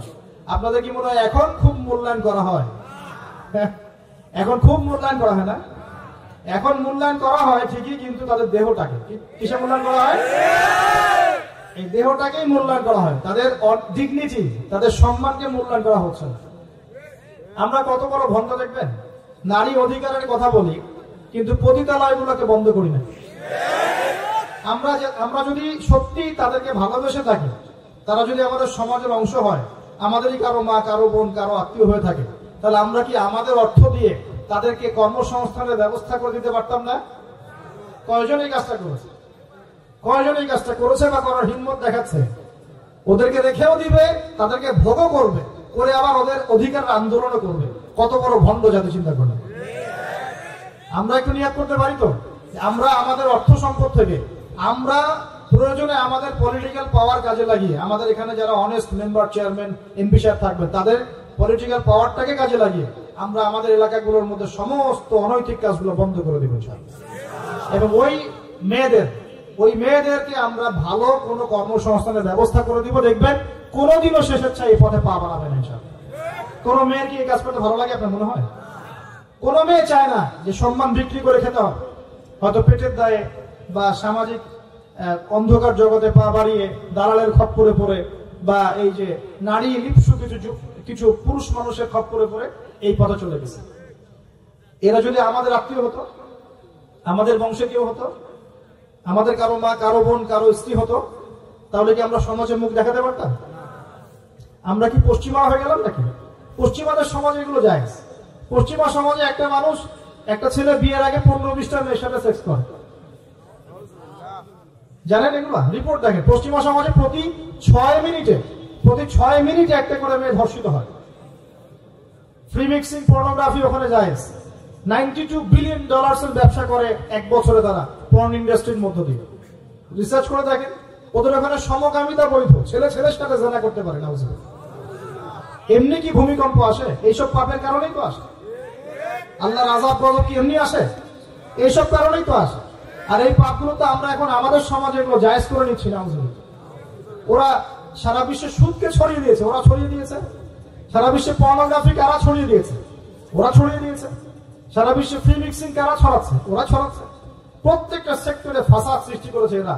এই জন্য বলি আমি মাঝে মাঝে যে ইয়াজুজ আর মাজুজ আছে না, দুটো প্রজাতি, এদের খাসলত চরিত্র এদের মধ্যে পাওয়া যায়। ইয়াজুজ আর মাজুজ সারা বিশ্বে ফাসাদ সৃষ্টি করবে। সূরা কাহফ পড়ে দেখেন, ইন্না ইয়াজুজ ওয়া মাজুজ মুফসিদুনা ফিল আরদ। ইয়াজুজ আর মাজুজ সারা পৃথিবীতে ফাসাদ, ফিতনা ছড়াই দিবে। এরা কি সারা পৃথিবীতে ফিতনা ছড়াই দেয় নাই? আমি কিন্তু বলছি না যে এরা ইয়াজুজ মাজুজ, আমি কিন্তু এই কথা বলি। বলছি ইয়াজুজ মাজুজের চরিত্র এদের মধ্যে পাওয়া যায়। বিশ্বের প্রত্যেকটা জায়গায় ফাসাদ সৃষ্টি করে দিয়েছে। কখন কোন দেশকে কোন দেশের সাথে লাগাই দেওয়া যাবে, কার মধ্যে ফিকশন লাগে অস্ত্র বিক্রি করা যাবে, কোথায় কোন খনি আছে দখল করা যাবে, কোথায় কোন মুসলিম আছে ওদেরকে বোম্বিং করা যাবে, কোথায় কারাগারে নিয়ে মুসলিমদেরকে টর্চার করা যাবে, শান্তিপূর্ণ মুসলিম কান্ট্রির মধ্যে কেমন করে জঙ্গি ইস্যু তৈরি করা যায়, সারাদিন এই ফিকির করে বেড়ায়। এখন সবকিছু বাদ দিয়ে এখন শিক্ষা ক্ষেত্রে মাথা ঢোকানোর চেষ্টা করছে। তো এখন দেখেন, আমরা কি পশ্চিমাদের দাসত্ব করব? আমাদের সামনে কোরআন সুন্নাহ নাই। আমরা যদি আমাদের মেধা, আমাদের ঐক্য, আমাদের সম্পদকে কাজে লাগাতে পারি, ওরা আমাদের দাসত্ব করবে ইনশাআল্লাহ। আপনাদের কি মনে হয় এগুলো শুধু স্লোগান দিচ্ছে? 1150 বছর, 1200 বছর এই বিশ্বটাকে মুসলিমরা শাসন করেছে। ইতিহাস পড়ে দেখেন তো একটু। রাসূল সাল্লাল্লাহু আলাইহি ওয়াসাল্লামের নবুয়ত থেকে নিয়ে, এই মক্কা বিজয় থেকে নিয়ে প্রায় 1100-1200 বছর এই বিশ্বটাকে শাসন করেছে মুসলিমরা। এই ইতিহাসগুলো মুসলিম যুবকদেরকে কারা শেখাবে, কারা বলবে, কে মনে করাই দিবে? বিগত 100 বছরে আজকে আমাদের এই অবস্থা হয়েছে। কেন হয়েছে? এই যে বললাম, আমরা তাওহীদ থেকে সরে আসছি, সুন্নাত থেকে সরে আসছি, আমরা এখন মাদকের পিছনে ছুটছি, আমরা নামাজ ছেড়ে দিয়েছি, কোরআন ছেড়ে দিয়েছি। এই যে দেখেন কতজন মানুষ হাত তুললো যে কোরআন পড়তে পারে না। অথচ সাহাবীদের যুগে মনে হয় মশাল নিয়ে একজনকে খুঁজে পাওয়া যাবে না যে কোরআন পড়তে পারে না। ওই যে আপনার আন্দালুসে একটা ঘটনা আছে, বাদশাহ মেয়ের বিয়ে দিবে, এখন সবাইকে বলেছে যে আমি মেয়ের বিয়ে দিব, ছেলে খুঁজতেছি। এখন আমি চাই যে একজন হাফেজে কোরআন ছেলের সাথে আমার মেয়ের বিয়ে দিব। যাদের ঘরে হাফেজে কোরআন ছেলে আছে সবাই রাত্রেবেলা মশাল জ্বালাবে, একটা করে মশাল জ্বালিয়ে রাখবে। এখন বাচ্চা রাতের বেলা গভীর রাতে টাওয়ারের উপর উঠেছে, উঠে দেখে তার রাজ্যের প্রতিটা বাসায় মশাল জ্বলছে। মানে সবাই কোরআনে হাফেজ। পরের দিন শর্ত দিল যে সবাই তো কোরআনে হাফেজ, এখন আমি কার সাথে আমার মেয়ের বিয়ে দেবো? কোরআনের মুফাসসির যারা তার সাথে দিব। পরের দিন যখন ওই উনি টাওয়ারে উঠেছেন, দেখেন যে সব ঘরে মশাল জ্বলছে, এখন সবাই কোরআনে তাফসীর করতে যাবে। তারপর দিন আরো কঠিন শর্ত দিয়েছে যে হাদিসের উপর গবেষণা কারা করেছে, হাদিস বেত্তা কারা। এবার কোরআন হাফেজ, তাফসীর এবং হাদিস জানে কারা। এবার দেখা গেছে অর্ধেক আলো জ্বলতেছে ঘরে, পুরো দেশের অর্ধেক আলো জ্বলতেছে। এইভাবে প্রায় 8-10টা ধাপে ধাপে তিনি জামাই সিলেক্ট করেছেন। জামাই পেতে এত কষ্ট। সবাই ভালো মানুষ, এর মধ্যে ভালো কোথায় খুঁজে বের করে। তো দেখেন, আমরা যে ইসলাম থেকে সরে আসছি, এই কারণে আজকে বিগত 100 বছরে আমাদের এই অবস্থা হয়েছে। আল্লাহ পাক আমাকে এবং আপনাদের সবাইকে 5 ওয়াক্ত নামাজি বানাই দেন, দোয়া করে নবীর সুন্নতের পাবন বানিয়ে দেন, পরিপূর্ণ ইসলাম পালনের তৌফিক দান করেন এবং পরিস্থিতি বুঝে ইসলামকে নিয়ে মধ্যম পন্থা এগিয়ে যাওয়ার তৌফিক দান করেন এবং শৈথিলতাবাদীও হবেন না, চরম পন্থাও যাবেন। এই দুটো পথই খারাপ। এগ্রেসিভলি কিছু করে কোনো লাভ নেই। আর আপোষে একটা কান্ট্রির মধ্যে, রাষ্ট্রের মধ্যে আপোষে মারামারি কাটাকাটি করে কোনো ফায়দা নেই, বরং উম্মার ঐক্যটা নষ্ট হয়ে যাবে। বরং সবার জন্য শুভ কামনা রাখবেন, সবাইকে সবার জন্য দোয়া করবেন। কারো যদি ভুল হয় সেটাকে গঠনমূলক ভাবে মন থেকে মহব্বত নিয়ে ধরা দেওয়ার চেষ্টা করতে হবে। আল্লাহ রাব্বুল আলামিন আমাদের সবার মধ্যে ঐক্য দান করুন, বলি আমিন। এইরকম সমস্যায় জর্জরিত সমাজে চারটা, আরেকটা প্রবলেম ছিল গোত্রীয় হানাহানি, 5টা প্রবলেম হচ্ছে: 1 শিরক, 2 নাম্বার মাদক, 3 নাম্বার সুদ, 4 নাম্বার মেয়েদের অবমাননা, আর 5 নাম্বার হচ্ছে আপনার গোত্রীয় হানাহানি, মানে মারামারি কাটাকাটি করতো তারা। এই প্রবলেমস গুলো কি এখনকার যুগে নাই? এখনকার বিশ্বে নাই? আচ্ছা, এরকম একটা সমাজে আমাদের নবীকে আল্লাহ পাক নবী করে পাঠালেন, বলেন সুবহানাল্লাহ। এখন ওই সমাজে থেকেও কি নবীজি পাপের সাথে যুক্ত হয়েছিলেন? তিনি এইরকম পাপে নিমজ্জিত সমাজে থেকেও কোন পাপের সাথে যুক্ত হন নাই। এবার নবী সাল্লাল্লাহু আলাইহি ওয়াসাল্লাম প্রথম ওহী প্রাপ্ত হলেন সূরা আলাকের প্রথম 5টা আয়াত। আল্লাহ পাক বলেন, ইকরা বিসমি রাব্বিকাল্লাযী খালাক, পড়ুন আপনার রবের নামে যিনি আপনাকে সৃষ্টি করেছেন। নবীজি ওহী প্রাপ্ত হয়ে বাসায় ফিরে আসলেন। বাসায় এসে খাদিজা রাদিয়াল্লাহু আনহাকে বললেন, এই ঘটনা ঘটেছে, গুহার মধ্যে ফেরেশতা একজন এসেছিলেন, আমাকে জোরে চিপে ধরেছেন, ছেড়ে দিয়েছেন, ছেড়ে বলেছেন ইকরা, আপনি পড়ুন। আমি বলেছি মা আনা বিকারি, আমি তো পড়তে জানি না। আবার চিপে ধরেছে, আবার ছেড়ে দিয়েছে, বলছে পড়ুন। নবীজি বলছেন মা আনা বিকারি, আমি তো পড়তে জানি না। আমাদের নবীজি কিন্তু পড়তে জানতেন। আবারও বলছেন ইকরা, পড়ুন। নবীজি বলছেন মা আনা বিকারি, আমি তো পড়তে জানি না। চতুর্থবার তিনি বলছেন ইকরা বিসমি রাব্বিকাল্লাযী খালাক, খালাকাল ইনসানা মিন আলাক, ইকরা ওয়া রাব্বুকাল আকরাম আল্লাযী আল্লামা বিল কলম আল্লামাল ইনসানা মা লাম ইয়ালাম। এবার খাদিজা রাদিয়াল্লাহু আনহা তিনি মুসলিম হয়েছেন। তার চাচাতো ভাই ওয়ারাকা বিন নাফেলের কাছে নিয়ে গেছেন। তিনি বলেছেন যে হ্যাঁ, তোমার কাছে যে এসেছিল তার নাম নামুস, মানে জিবরাইল আলাইহিস সালাম। তুমি নবুয়ত পেয়েছো, এখন তোমার এলাকার মানুষ তোমাকে বের করে দিবে। নবীজি বলছেন আমার এলাকার মানুষ আমাকে বের করে দিবে? আওয়া মুখরিজিয়াহুম, তারা কি আমাকে বের করে দিবে? তখন নবীজিকে বলা হচ্ছে হ্যাঁ, এর আগে যার কাছে এই ওহী এসেছে তাকেই তার কম বের করে দিয়েছে। নবীজি দাওয়াতি কাজ করতে থাকলেন। প্রথম 3 বছর গোপন দাওয়াত। কয় বছর? প্রথম 3 বছর গোপনে দাওয়াত। এই 3 বছরে তৈরি হয়েছে আবু বকর সিদ্দিক, আপনার উসমান বিন আফফান, আব্দুর রহমান বিন আউফ, তালহা বিন উবাইদুল্লাহ, জুবাইর বিন আওয়াম, হ্যাঁ, এই যে যায়েদ ইবনে হারেসা, বিলাল আল হাবাশি, এরকম সাহাবী, আব্দুল্লাহ বিন মাসউদ, জাফর ইবনে আবি তালেব, আলী ইবনে আবি তালেব, এমন প্রায় 40 থেকে 80 জন সাহাবী ইসলাম কবুল করেছেন, বলেন আলহামদুলিল্লাহ। এরপর 4র্থ বছর থেকে প্রকাশ্যে দাওয়াত দেওয়া শুরু হলো। যখনই প্রকাশ্যে দাওয়াত দেওয়া শুরু হলো, তখনই নবী সাল্লাল্লাহু আলাইহি ওয়াসাল্লামের প্রতি জুলুম, নির্যাতন চাপিয়ে দেওয়া, শারীরিক নির্যাতন, মানসিক নির্যাতন, অর্থনৈতিকভাবে বয়কট করা, হ্যাঁ, তারপরে কখনো কখনো এই যে মাথার উপরে উটের নাড়ি ভুঁড়ি চাপিয়ে দেওয়া হয়েছে, কখনো তাকে আঘাত করা হয়েছে, কখনো কি করা হয়েছে সামাজিক্যালি মানে সোশ্যালি বয়কট করা হয়েছে, কখনো তাকে গালিগালাজ করা হয়েছে। আমি দেখেছি তাকে ইন টোটাল প্রায় 15 থেকে 16টা গালি খেতে হয়েছে। আমাদের নবীজিকে, যার সামনেও কোনো গোনা নাই, পিছনে কোনো গোনা নাই, এই ব্যক্তিকে জীবনে প্রায় 15 থেকে 16টা গালি খেতে হয়েছে। মানুষ তাকে বলেছে কাযযাব, মিথ্যাবাদী, মহামিথ্যাবাদী, সাহের, জাদুকর, ফারিকুল জামাআ, ঐক্য বিনষ্টকারী, হ্যাঁ, মজনুন, পাগল, জিনগ্রস্ত ইত্যাদি মানুষ তাকে এসব কথা বলেছে। আমাদের নবীজিকে মানুষ এই কথা বলেছে। এখন আমাদের সমাজে একটা প্রচলন ঘটেছে, সে খারাপ না হলে কি মানুষ এমনি খারাপ বলে? এরকম আছে না? খারাপ না হলে কি এমনি জুলুম আসে? এরকম বিশ্বাস আমাদের মধ্যে আছে। আমাদের নবীজিকে হকের উপর থাকার পরেও জীবনে প্রায় 15 থেকে 16টা গালি খেতে হয়েছে। তারপরে আমি স্টাডি করে দেখেছি, তাকে জীবনে প্রায় 14 থেকে 15 বার মানুষ হত্যা করার চেষ্টা করেছে। কতবার? 14 থেকে 15 বার। এমনকি মক্কা বিজয়ের দিন যখন তিনি কাবাঘর তাওয়াফ করছিলেন, ওই সময় একজন ব্যক্তি ভিতরে ছুরি নিয়ে এসে তাকে মারার চেষ্টা করেছিল। কি বলবেন? এখন নবী সাল্লাল্লাহু আলাইহি ওয়াসাল্লামের চেয়ে ভদ্র কোনো মানুষ আছে? নম্র হিতাকাঙ্ক্ষী কোনো মানুষ আছে? উত্তম চরিত্রের কেউ আছে? তাহলে তার জীবনে এমন কেন হয়? উত্তর, যখন আপনি পরিপূর্ণ হকের উপর থাকবেন, তখন আপনাকে চতুর্দিক থেকে বাধা পেতে হবে। আপনার পরিবার থেকে বাধা আসবে, আপনার বন্ধু মহল থেকে বাধা আসবে, আপনার কোনো সময় দেখা যাবে স্ত্রী শত্রু হয়ে যাচ্ছে, সন্তান শত্রু হয়ে যাচ্ছে, হ্যাঁ, সমাজে আপনি চলতে যাচ্ছেন, সমাজের মানুষ আপনাকে সেভাবে গ্রহণ করছে না, আপনি আনসোশাল হয়ে যাচ্ছেন, অনেক সমস্যা হতে পারে। তবে এরপরেও কি হক ছেড়ে দেওয়া যাবে? আল্লাহ পাক সবাইকে হকের উপর থাকার তৌফিক দান করুন। এখন এইভাবে চলতে চলতে এক পর্যায়ে নির্যাতনের মাত্রা এত বেশি হলো যে সাহাবীরা নবীর কাছে এসে বলছেন, ইয়া রাসূলুল্লাহ, তাদের প্রতি বদদোয়া করেন, বদদোয়া করেন যাতে আল্লাহ তাদেরকে ধ্বংস করে দেয়। তখন নবীজি বলছেন, দেখো তোমরা খুব তাড়াহুড়া করছো, আমি তোমাদেরকে জানিয়ে দিচ্ছি আল্লাহ পাক এই দিন ইসলামকে মাশরিক মাগরিব পর্যন্ত পৌঁছে দিবেন। এমনকি একটা কাঁচা ঘর, একটা পাকা ঘর বাদ থাকবে না যেখানে আল্লাহ পাক লা ইলাহা ইল্লাল্লাহ কালিমা ঢুকিয়ে দিবেন না। কিন্তু তোমরা খুব তাড়াহুড়া করছো। তো তখন তিনি সাহাবীদেরকে বললেন, তোমরা আবিসিনিয়ায় হিজরত করো। কোন জায়গা ভাই? আবিসিনিয়া কোন দিকে এখন? এই যে ইথিওপিয়া নাম শুনে, ইথিওপিয়া, ইরিত্রিয়া নাম শুনেছেন? এই জায়গা ছিল আগে আবিসিনিয়া।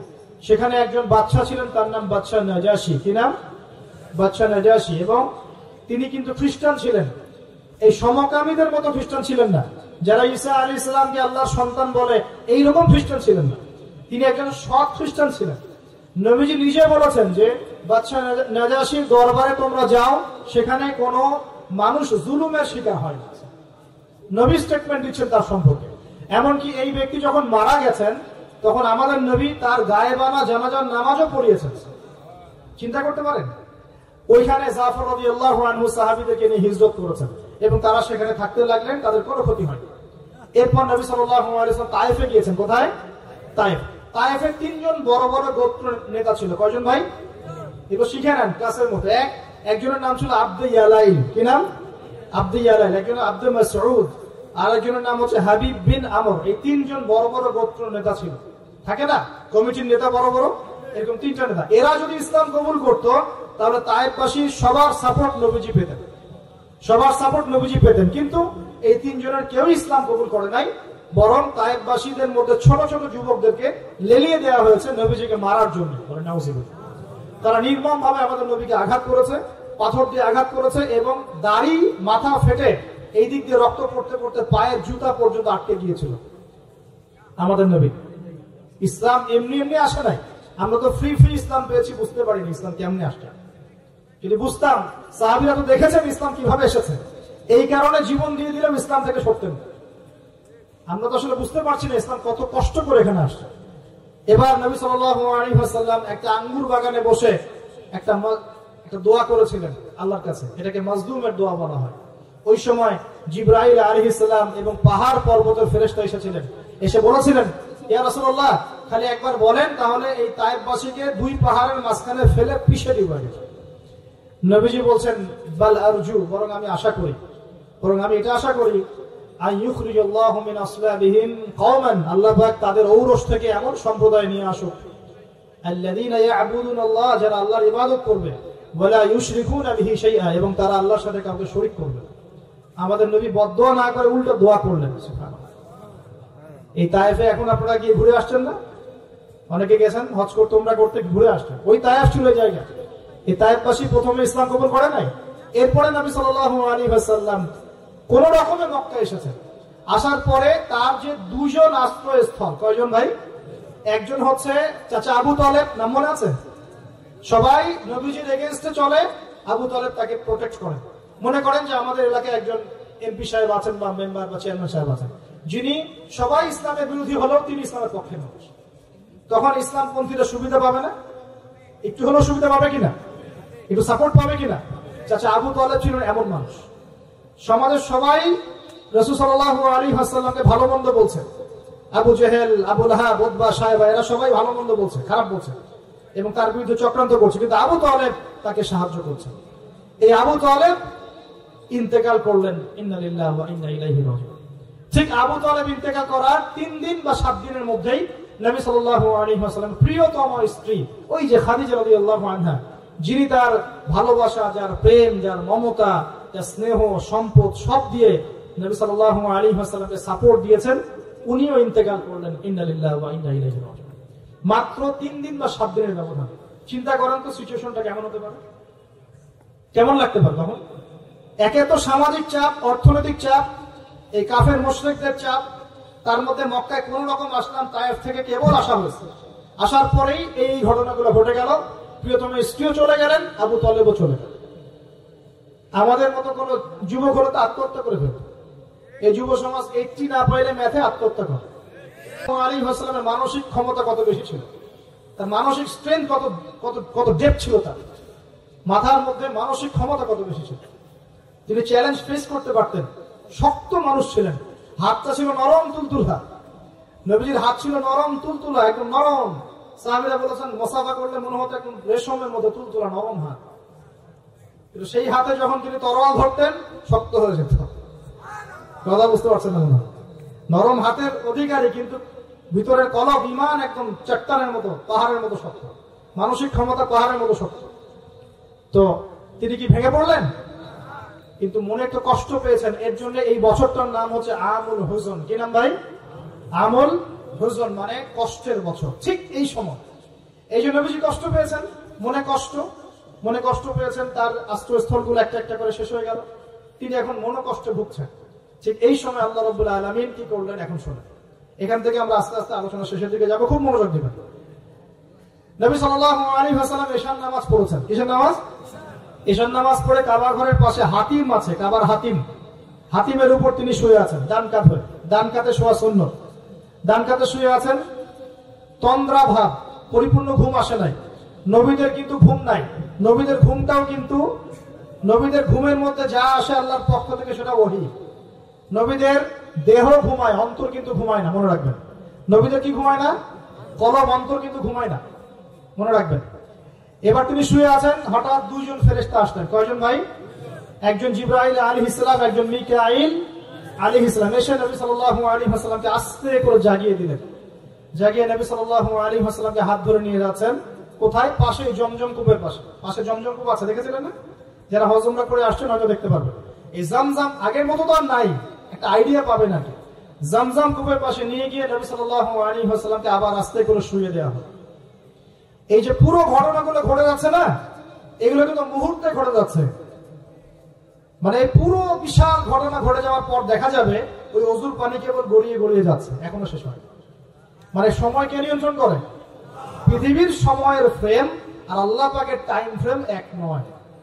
আল্লাহ পাকের টাইম ফ্রেম টোটালি ডিফারেন্ট, আমাদের টাইম ফ্রেম আলাদা, মনে থাকবে। এখানে কিন্তু অনেক নাস্তিক অনেক প্রশ্ন করতে পারে। এবার শুয়ে দেওয়ার পর নবী সাল্লাল্লাহু আলাইহি ওয়াসাল্লামের বুকটাকে একদম এই গলার নিচ থেকে নিয়ে যেখানে লোম উঠে নাভি, এই নাভি পর্যন্ত চিরে দেওয়া হয়েছে জীবিত অবস্থাতে। এবার তার হার্ট, কলিজাটাকে বের করা হয়েছে। এই প্রথম ওপেন হার্ট সার্জারি নাম শুনেছেন কিনা? যে ওপেন হার্ট সার্জারি হচ্ছে। এবার এই কলিজাটাকে প্রথমে জমজমের পানি দিয়ে ধোয়া হয়েছে। কিসের পানি? জমজমের পানির মধ্যে শেফা আছে।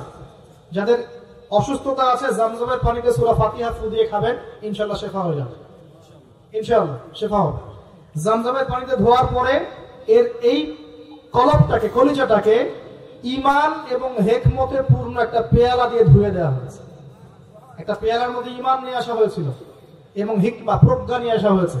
এটা রাখার পরে এই ঈমান প্রজ্ঞা দিয়ে ঢেলে এই পুরো জায়গাটা বন্ধ করে দেওয়া হয়েছে। কি রূপ কথা মনে হচ্ছে? আমরা যে নিঃশ্বাস নিচ্ছি এটাই কি আল্লাহর অলৌকিকত্ব না?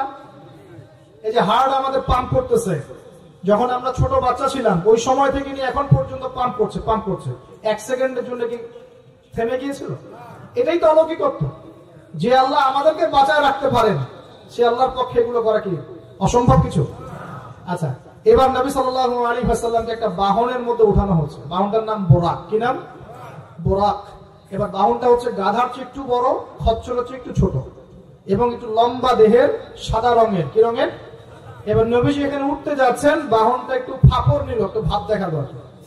ভাব দেখানো বলেন কিনা? ওই যে আপনার গার্লফ্রেন্ড আপনার সাথে যা দেখায় আর কি, আছে তো গার্লফ্রেন্ড না ভাই? আলহামদুলিল্লাহ। তাহলে স্ত্রী তো দেখায়। স্ত্রী ভাব দেখালে সবর করতে হবে। কি করতে হবে? স্ত্রী ভাব দেখালে সবর করতে হবে, চুপ থাকতে হবে।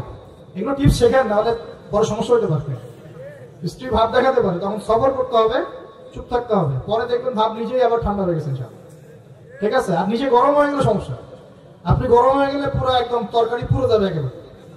কথা বুঝতে পারছেন? আল্লাহ বলে তৌফিক দান করুন। বোরাকটা ভাব নিচ্ছে আর কি।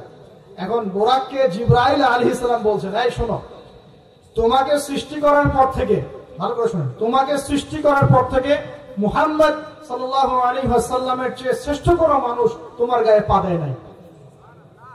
বলেন আল্লাহু আকবার। বলেন আল্লাহুম্মা সাল্লি আলা মুহাম্মদ, আল্লাহুম্মা বারিক আলা মুহাম্মদ। তোমাকে সৃষ্টি করার পর থেকে মুহাম্মাদের চেয়ে সাল্লাল্লাহু আলাইহি ওয়াসাল্লাম শ্রেষ্ঠ কোন মানুষ তোমার পিছে ওঠে নাই। সুবহানাল্লাহ। জান্নাত থেকেই বাহনটা নিয়ে আসা হয়েছে। কোথেকে? জান্নাত থেকে। এবার তিনি বোরাকে উঠলেন। বোরাক, ও আচ্ছা, বোরাক এই কথা শুনে কি করলো? বোরাক এই কথা শুনে ভাব তো চলে গেলই গেল, ও ঘামা শুরু করেছে, ঘামতে শুরু করেছে। অনেক সময় হয় না যে বড় কোনো ব্যক্তির সামনে গিয়ে মানে থরথর করে কাঁপা শুরু করেছে, ও ঘামা শুরু করেছে।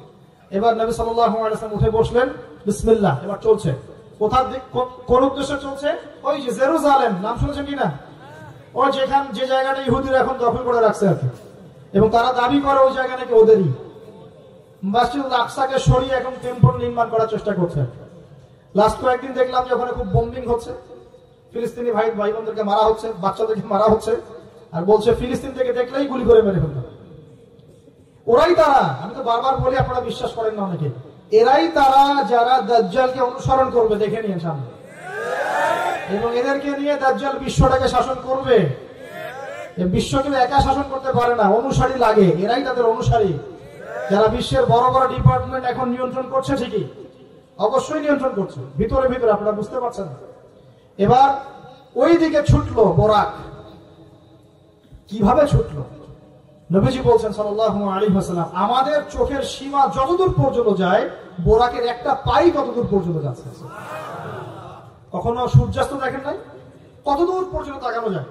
ওই যে সূর্য ডুবছে অতদূর পর্যন্ত বোরাকের একটা পা চলে যাচ্ছে।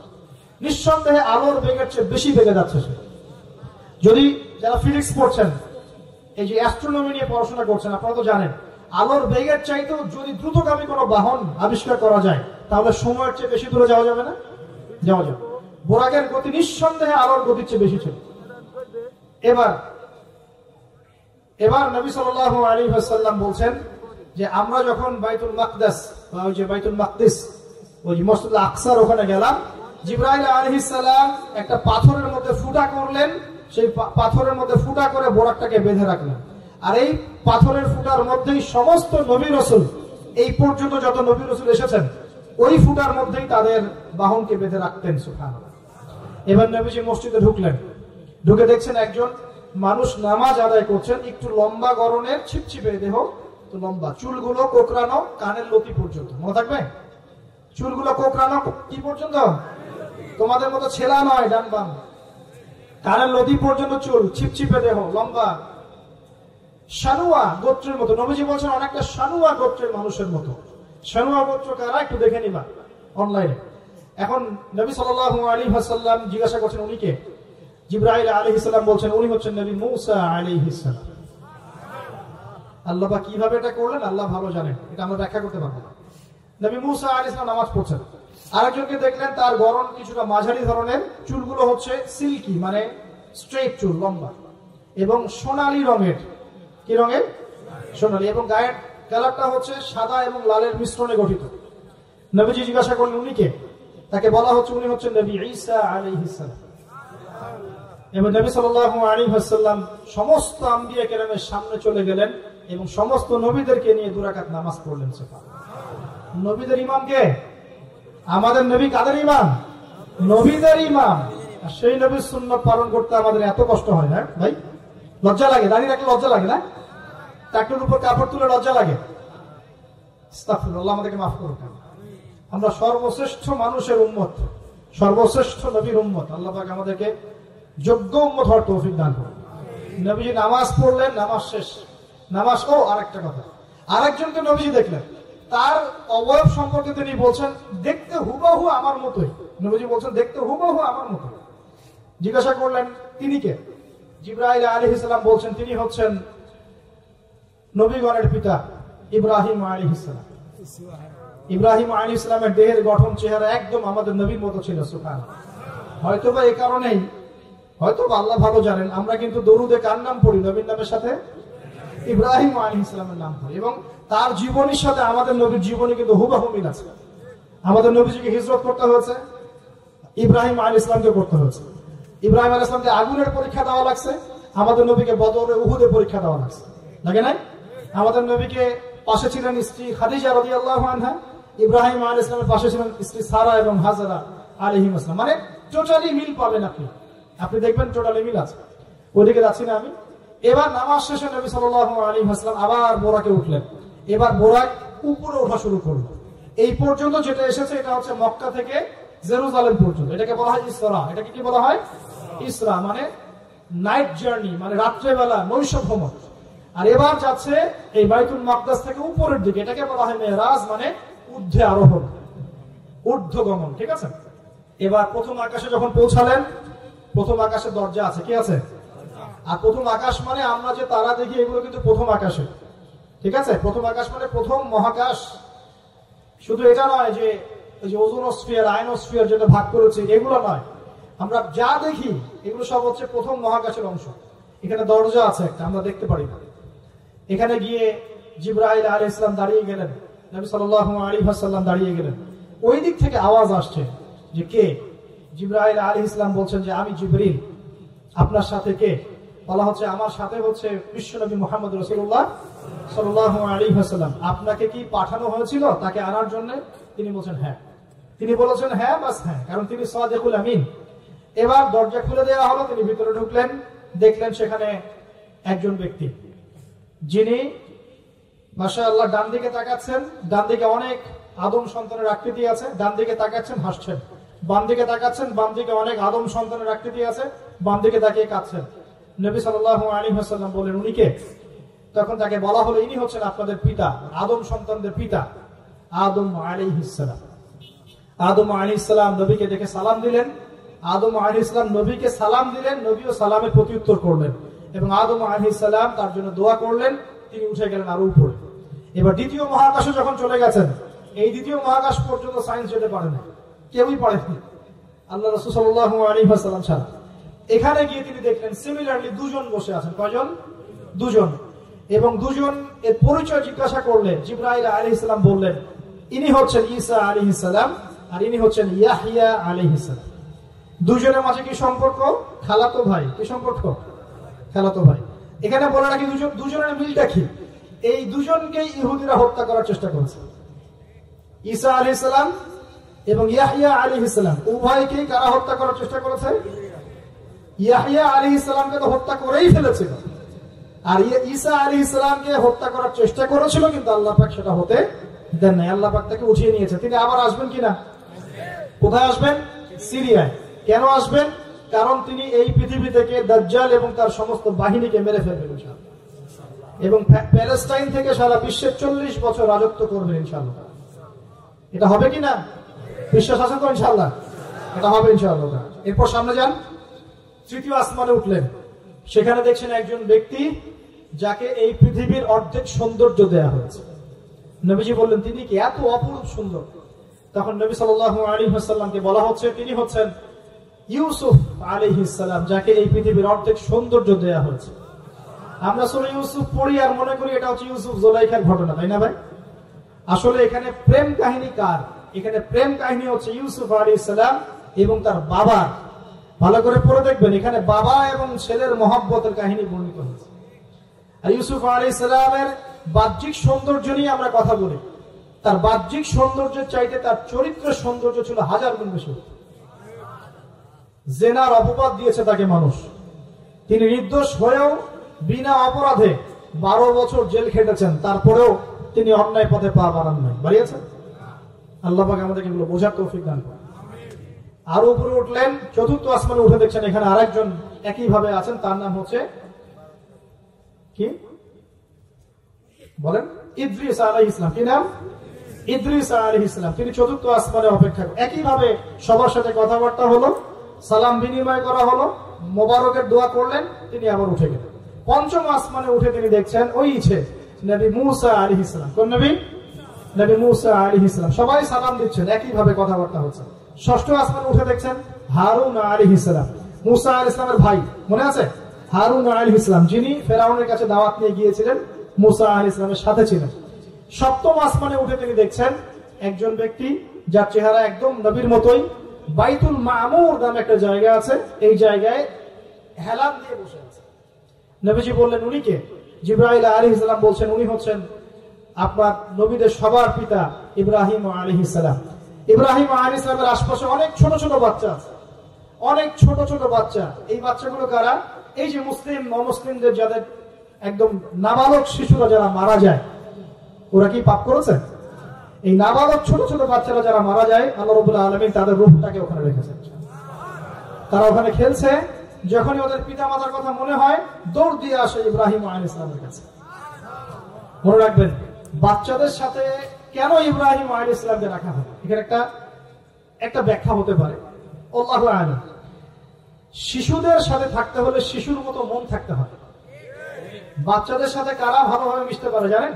যাদের মনটা বাচ্চাদের মতো, শিশুর মতো সরল হতে হয়। শিশুর মতো হতে হয়, সরল। যাদের মন শিশুর মতো সরল, এদের মনের মধ্যে কিন্তু হিংসা, বিদ্বেষ, রিয়া, অহংকার এগুলো থাকবে না। ইব্রাহিম আলাইহিস সালাম ওই শিশু কুরবানির পরীক্ষায় ফেলতে হয়েছিল না?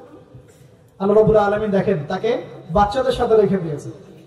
বাচ্চারা ওখানে খেলাধুলা করে, যখনই ওদের বাবার কথা মনে হয়, মায়ের কথা মনে হয়, দৌড় দিয়ে ইব্রাহিম আলাইহিস সালামের কাছে চলে আসে। তিনি আদর করে দেন, আবার চলে যান। কি চমৎকার দৃশ্য! তিনি হেলান দিয়ে আছেন বাইতুল মামুরে, সালাম করলেন। সালাম করে নবীজিকে বললেন, হে নবী, আপনার উম্মতকে জানিয়ে দিয়েন, আমি আপনাদেরকে সেটা জানিয়ে দিচ্ছি। হে নবী, আপনার উম্মতকে জানিয়ে দিয়েন যে জান্নাত হচ্ছে একটা উর্বর জায়গা। জান্নাতের পানি হচ্ছে মিষ্টি, জান্নাতের মাটি খুব উর্বর, জান্নাতের অনেক জায়গা ফাঁকা পড়ে আছে। আপনার উম্মতকে জানিয়ে দিন, এই ফাঁকা জায়গাগুলোতে তারা যদি গাছ লাগাতে চায় তাহলে যেন পড়ে সুবহানাল্লাহ, আলহামদুলিল্লাহ, ওয়ালা ইলাহা ইল্লাল্লাহ, আল্লাহু আকবার, ওয়ালা হাওলা ওয়ালা কুওয়াতা ইল্লা বিল্লাহ। এই মেসেজটা কে দিয়েছেন? ইব্রাহিম আলাইহিস সালাম। এই যে বাইতুল মামুরে হেলান দিয়ে আছেন, এটা কি? নবীজি বলেন এটা হচ্ছে ফেরেশতাদের ইবাদত করার জায়গা। কাবা ঘর আছে না আমাদের, এই কাবা ঘরের ঠিক সোজা উপরে বাইতুল মামুর আছে, সপ্তম আসমানের উপরে। ফেরেশতারা কিভাবে ইবাদত করেন শোনেন। নবীজি বলেন এই বাইতুল মামুরে প্রতি মুহূর্তে 70,000 ফেরেশতা তাওয়াফ করছে। সুবহানাল্লাহ। ঠিক যেমন এখানে তাওয়াফ হচ্ছে 24 ঘন্টা, তাওয়াফ কি থেমে থাকে? তাওয়াফ থামে না। ঠিক ওইভাবে বাইতুল মামুরে তাওয়াফ থেমে থাকছে না। বাইতুল মামুরে ফেরেশতারা তাওয়াফ করছেন 70,000 ফেরেশতা একই সাথে। আর শুনে রাখেন, যে 70,000 ফেরেশতা একবার তাওয়াফ করার সৌভাগ্য পেয়েছে তারা কিয়ামত পর্যন্ত আর দ্বিতীয়বার চান্স পাবে। এবার কি চিন্তা করতে পারছেন ফেরেশতাদের সংখ্যা কত হতে পারে? আমাদের সংখ্যা তত্ত্বের বাইরে, আমাদের সংখ্যা তত্ত্বের বাইরে। এবার নবী সাল্লাল্লাহু আলাইহি ওয়াসাল্লাম আরো একটু উপরে উঠলেন। এই জায়গার নাম সিদরাতুল মুনতাহা। কি নাম? সিদরাতুল মুনতাহা। এটা হচ্ছে একটা বড়ই গাছ। বড়ই গাছ দেখেছেন তো? এটা নবীজি বলেন এত চমৎকার এই বড়ই গাছ, এর মধ্যে এত বেশি রং ছিল যে রংগুলোকে আমি ব্যাখ্যা করতে পারবো না। এর পাতাগুলো ছিল হাতির কানের মতো এবং এর ফলগুলো ছিল মটকার মতো বড় বড় এক একটা, এবং এর মধ্যে প্রজাপতি বসেছিল। এই প্রজাপতিগুলোর রং এত চমৎকার যেগুলো আমাদের পৃথিবীর রঙের মতো নয়। মানে এগুলো ব্যাখ্যা করার মতো শব্দ আমাদের কাছে নাই। অ্যামেজিং! এটা কোন জায়গা? আমাদের সবার রূহগুলো যেখানে উঠে যায়। এটা কোন জায়গা? আমাদের সবার নেক আমলগুলো যেখানে উঠে যায়। সবার রূহ, মৃত ব্যক্তিদের রূহ বা আত্মা এবং নেক আমলগুলো এই পর্যন্ত ওঠে, এরপরে সেখান থেকে উঠিয়ে নেওয়া হয়, এরপরে তারা আর যেতে পারে। একইভাবে উপর থেকে আল্লাহ পাকের কোন আদেশ আসলে এই সিদরাতুল মুনতাহা পর্যন্ত আসে, এরপর সেখান থেকে নিয়ে আসা। আমি কি বুঝতে পারছি? এই হলো সিদরাতুল মুনতাহা, যেটা ফেরেশতাদের শেষ সীমা। এরপরে ফেরেশতারা আর যেতে পারবেন না। আল্লাহ পাকের নিকটবর্তী ফেরেশতারা ছাড়া নরমাল যারা, তারা ওখানে যেতে পারবে। নরমাল মানে বলছি যারা এমনি অন্য দায়িত্বে আছেন তারা সেখানে যেতে পারবে না। এই পর্যন্ত লাস্ট ওই যে লাইন থাকে না, ডেড লাইন, এটা ডেড লাইন, এরপর যেতে পারবে। এবার আমাদের নবীকে এখানে বাহন চেঞ্জ করে দেওয়া হলো, অন্য একটা বাহন আরো দ্রুতগামী তাকে দেওয়া হলো। এই বাহনে করে নবীজি একদম আলো পর্দা ভেদ করে উপরে উঠছেন। সুবহানাল্লাহ। আল্লাহ পাকের একদম কাছাকাছি আসছে। কাছাকাছি আসার পর তিনি বলছেন, আমি তখন শুনতে পেলাম যে আল্লাহ পাকের নিকটস্থ ফেরেশতা যারা আল্লাহর আদেশ লিখে রাখেন, তারা কলম দিয়ে লিখছে আল্লাহর আদেশ। এই কলমের লেখার খসখস শব্দ আমি শুনতে পেলাম। সুবহানাল্লাহ, আল্লাহু আকবার। এবার আল্লাহ রাব্বুল আলামিন তাকে কাছে নিয়ে, শোনেন প্রিয় ভাই, উম্মতে মুহাম্মাদি শুনে রাখো, আল্লাহ পাক 3টা স্পেশাল ওহী করলেন। কয়টা ভাই? 3টা। অন্যান্য অনেক কথা তো হয়েছে, সেগুলো তো আমরা হাদিসের মধ্যে আমরা ডিটেইলস বলতে পারছি না, সময় শর্ট। 3টা স্পেশাল ওহী আল্লাহ রাব্বুল আলামিন করেছেন। তার প্রথমটা হচ্ছে নবী সাল্লাল্লাহু আলাইহি ওয়াসাল্লামকে এই জায়গায় 50 ওয়াক্ত নামাজ হাদিয়া গিফট দেয়া। কত ওয়াক্ত? এবার নবীজি 50 ওয়াক্ত নিয়ে চলে আসছেন, আর পরের দুটো পরে বলছি। 50 ওয়াক্ত নিয়ে চলে আসছেন, আসার সময় এই যে ষষ্ঠ আসমানে, পঞ্চম আসমানে কার সাথে দেখা? মুসা। কে আমাকে বলছেন? মুসা আলাইহিস সালাম। তিনি বলছেন আল্লাহ পাক কি দিয়েছেন আপনাকে? নবী সাল্লাল্লাহু আলাইহি ওয়াসাল্লাম বলছেন 50 ওয়াক্ত নামাজ। কত ওয়াক্ত? 50 ওয়াক্ত। এবার মুসা আলাইহিস সালাম বলছেন আমার উম্মতকে 2 ওয়াক্ত নামাজ দেওয়া হয়েছে, সেটাই আমার উম্মত আদায় করতে পারে নাই। 50 ওয়াক্ত নামাজ আপনার উম্মত পারবে না, আপনি কমাই নিয়ে আসেন যান। তিনি আবার গেলেন 50 থেকে 45, আবার 45 থেকে 40, 40 থেকে 35, 35 থেকে 30, এই করতে করতে করতে করতে 5 ওয়াক্ত যখন আসলো, তখন নবীজিকে বলা হচ্ছে আপনি আরো কমাই নিয়ে আসেন। নবীজি বলছেন আমার যেহেতু লজ্জা লাগছে, আল্লাহ পাক আমাকে এত বেশি কমিয়ে দিলেন, আরো কমাতে চাইতে আমার লজ্জা লাগছে। দেখেন মুসা আলাইহিস সালাম বলেছিলেন আমার উম্মতকে 2 ওয়াক্ত নামাজ দেওয়া হয়েছিল, আদায় করতে পারে নাই। উম্মতে মুহাম্মাদের মধ্যে এমন মানুষ নাই 2 ওয়াক্ত 1 ওয়াক্ত নামাজও পড়তে পারে না। নবীদের এটা হিকমা, দূরদর্শিতা। এবার নবী সাল্লাল্লাহু আলাইহি ওয়াসাল্লাম আল্লাহর কাছে গিয়ে আরজি পেশ করছেন। আল্লাহ রাব্বুল আলামিন বলছেন 5 ওয়াক্ত নামাজ আমি দিলাম, কিন্তু 5 ওয়াক্ত যদি তোমার উম্মত আদায় করে 50 ওয়াক্তের নেকি দেওয়া হবে। আরেকটা বেনিফিট তোমার উম্মতের যে কোনো ব্যক্তি যে আমলই করুক না কেন 10 গুণ বাড়ায় নেকি দেওয়া হবে। কিন্তু তোমার উম্মতের কোনো ব্যক্তি যদি গুনাহ করে তাহলে গুনাহকে 10 গুণ বাড়ায় দিব না ইনশাআল্লাহ। গুনাহ একটাই থাকবে, গুনাহ কি হবে? একটাই থাকবে। আর নেকির কাজ করলে 10 গুণ বাড়ায় দেওয়া হবে। 1 টাকা দান করছেন 10 টাকার নেকি হবে, 1 রাকাত নামাজ পড়ছেন 10 টাকাতে নেকি হবে, একটা সিজদা করছেন 10টা সিজদার নেকি হবে ইনশাআল্লাহ। কথা বুঝতে পারছেন? এটা হলো একটা গিফট বা হাদিয়া। সেকেন্ড গিফটটা হচ্ছে আল্লাহ রাব্বুল আলামিন নবী সাল্লাল্লাহু আলাইহি ওয়াসাল্লামকে সূরা বাকারার শেষের 2টা বা 3টা আয়াত ওহী করলেন। কয়টা ভাই? শেষের 2টা বা 3টা। লিল্লাহি মা ফিস সামাওয়াতি এখান থেকে ফানসুরনা আলাল কওমিল কাফিরিন পর্যন্ত এই আয়াতগুলোর ফজিলত সম্পর্কে এসেছে। রাতের বেলা কেউ যদি এই আয়াতগুলো পড়ে ঘুমায়, সূরা বাকারার শেষে 2টা বা 3টা পড়ে ঘুমায়, সারা রাত তাহাজ্জুদের নেকি পাবে এবং দৃশ্য অদৃশ্যের কোনো ক্ষতি, তার কোনো অনিষ্ট সাধন করতে পারবে না ইনশাআল্লাহ। এই যে সমস্যা হয় ঘুমের মধ্যে, জিনের সমস্যা, জাদুর সমস্যা, বদনজর ইত্যাদি, কোন রকম প্রবলেম তাকে ফেস করতে হবে না ইনশাআল্লাহ। সূরা বাকারার শেষে কয় আয়াত? কমপক্ষে 2 আয়াত, যদি পারেন 3টা আয়াত পড়বেন। 2টা হাদিয়া হলো। 3 নম্বর হাদিয়াটা আরো বড়। 3 নম্বর হাদিয়া হচ্ছে নবী সাল্লাল্লাহু আলাইহি ওয়াসাল্লামকে আল্লাহ পাক বললেন তোমার উম্মতের, গৌর করে শুনেন, তোমার উম্মতের যে কোনো ব্যক্তি যত পাপই করুক না কেন, যদি আমার সাথে শিরকের পাপ না করে, শিরকের পাপ ছাড়া আমার সাথে সাক্ষাৎ করে, আসমান জমিন সমান যদি পাপ করে, আমি আল্লাহ তার সামনে আসমান জমিন সমান ক্ষমা নিয়ে হাজির হব ইনশাআল্লাহ। এই উম্মতের যে কোনো ব্যক্তি খালি লা ইলাহা ইল্লাল্লাহ মুখ দিয়ে পড়েছে, ইসলামের সামনে আত্মসমর্পণ করেছে এবং শিরক মুক্ত আমল করেছে, বেদাত মুক্ত আমল করেছে, ঠিক আছে, তার যত বড় বড় পাপই থাকুক না কেন ইনশাআল্লাহ আল্লাহ পাক কোনো না কোনো ওসিলায় সেই পাপ মাফ করে দেবেন। এটা একদম লিখিত হয়ে গেছে। জান্নাতীদের 120 কাতার হবে। এই 120 কাতার মানুষের মধ্যে 80 কাতার হবে উম্মতে মুহাম্মাদের মধ্যে। আমরা কি শিরক মুক্ত আমল করতে পারবো না ভাই? সাহাবীরা অবাক হয়ে বলছেন যদি সে চুরি করে, যদি সে জেনা করে, নবীজি বলছেন যদি সে চুরিও করে, যদি সে জেনাও করে, তবুও তাওহীদ ঠিক থাকলে জান্নাতে চলে যাবে। এখন কি তাওহীদ ঠিক করে চুরি করা শুরু করবো? তাওহীদ ঠিক করে কি জেনা করা শুরু করবো? এখানে আল্লাহ পাকের তাওহীদের গুরুত্ব বোঝানো হয়েছে। আর যে ব্যক্তি প্রকৃত তাওহীদে থাকবে সে কি জেনা করতে পারবে? আল্লাহ পাক আমাদের সবাইকে 3টা হাদিয়া গ্রহণ করার তৌফিক দান করুন। আমার সাথে বলেন 50 ওয়াক্ত নামাজ মানে 5 ওয়াক্তই। 5 ওয়াক্ত মানেই 50 ওয়াক্ত। 1 ওয়াক্ত পড়ছি মানে 5 ওয়াক্ত পড়ছি। 1 ওয়াক্ত পড়ছি মানে 10 ওয়াক্ত পড়ছি। 1 ওয়াক্ত পড়ছি মানে 10 ওয়াক্ত পড়ছি। আমরা কিন্তু 50 ওয়াক্তের নেকিই পাচ্ছি ইনশাআল্লাহ। আমরা সবাই 5 ওয়াক্ত নামাজের হেফাজত করতে পারবো তো ইনশাআল্লাহ? আল্লাহ পাক তৌফিক এনায়েত করুন, আমিন। আমরা কি সূরা বাকারার শেষের আয়াতগুলো মুখস্থ করতে পারবো ইনশাআল্লাহ? প্রত্যেক রাতে আমল করবো তো ইনশাআল্লাহ? আর শিরক মুক্ত আমল করার চেষ্টা করবো ইনশাআল্লাহ। একটা বই পড়বেন কিতাবুত তাওহীদ, শিরক সম্পর্কে জানতে পারবেন ইনশাআল্লাহ। আল্লাহ পাক তৌফিক দান করুন। এবার নবীজি আসছেন, একটু শেষের দিকে মনোযোগ দেন, মনোযোগ হারান না, আর কিছু কথা বাকি আছে। নবীজি এবার আসছেন, আসার সময় তাকে জান্নাত জাহান্নাম দেখানো হয়েছে। কি দেখানো হয়েছে? জান্নাত এবং জাহান্নাম। নবীজি বলছেন আমি জান্নাতকে দেখলাম। বিশৃঙ্খলা করেন না। আমি জান্নাতকে দেখলাম, জান্নাতকে দেখলাম, জান্নাতকে ঘিরে রাখা হয়েছে কষ্ট, ক্লেশ, এগুলো দিয়ে। মানে জান্নাতটা ঘেরা আছে কষ্ট দিয়ে, মানে জান্নাতে যেতে হলে কষ্ট করতে হবে। ঠিক আছে? ফজরের নামাজ উঠতে কষ্ট হয় না? সুদ ছেড়ে দেবো, এটা কষ্ট লাগতেছে না?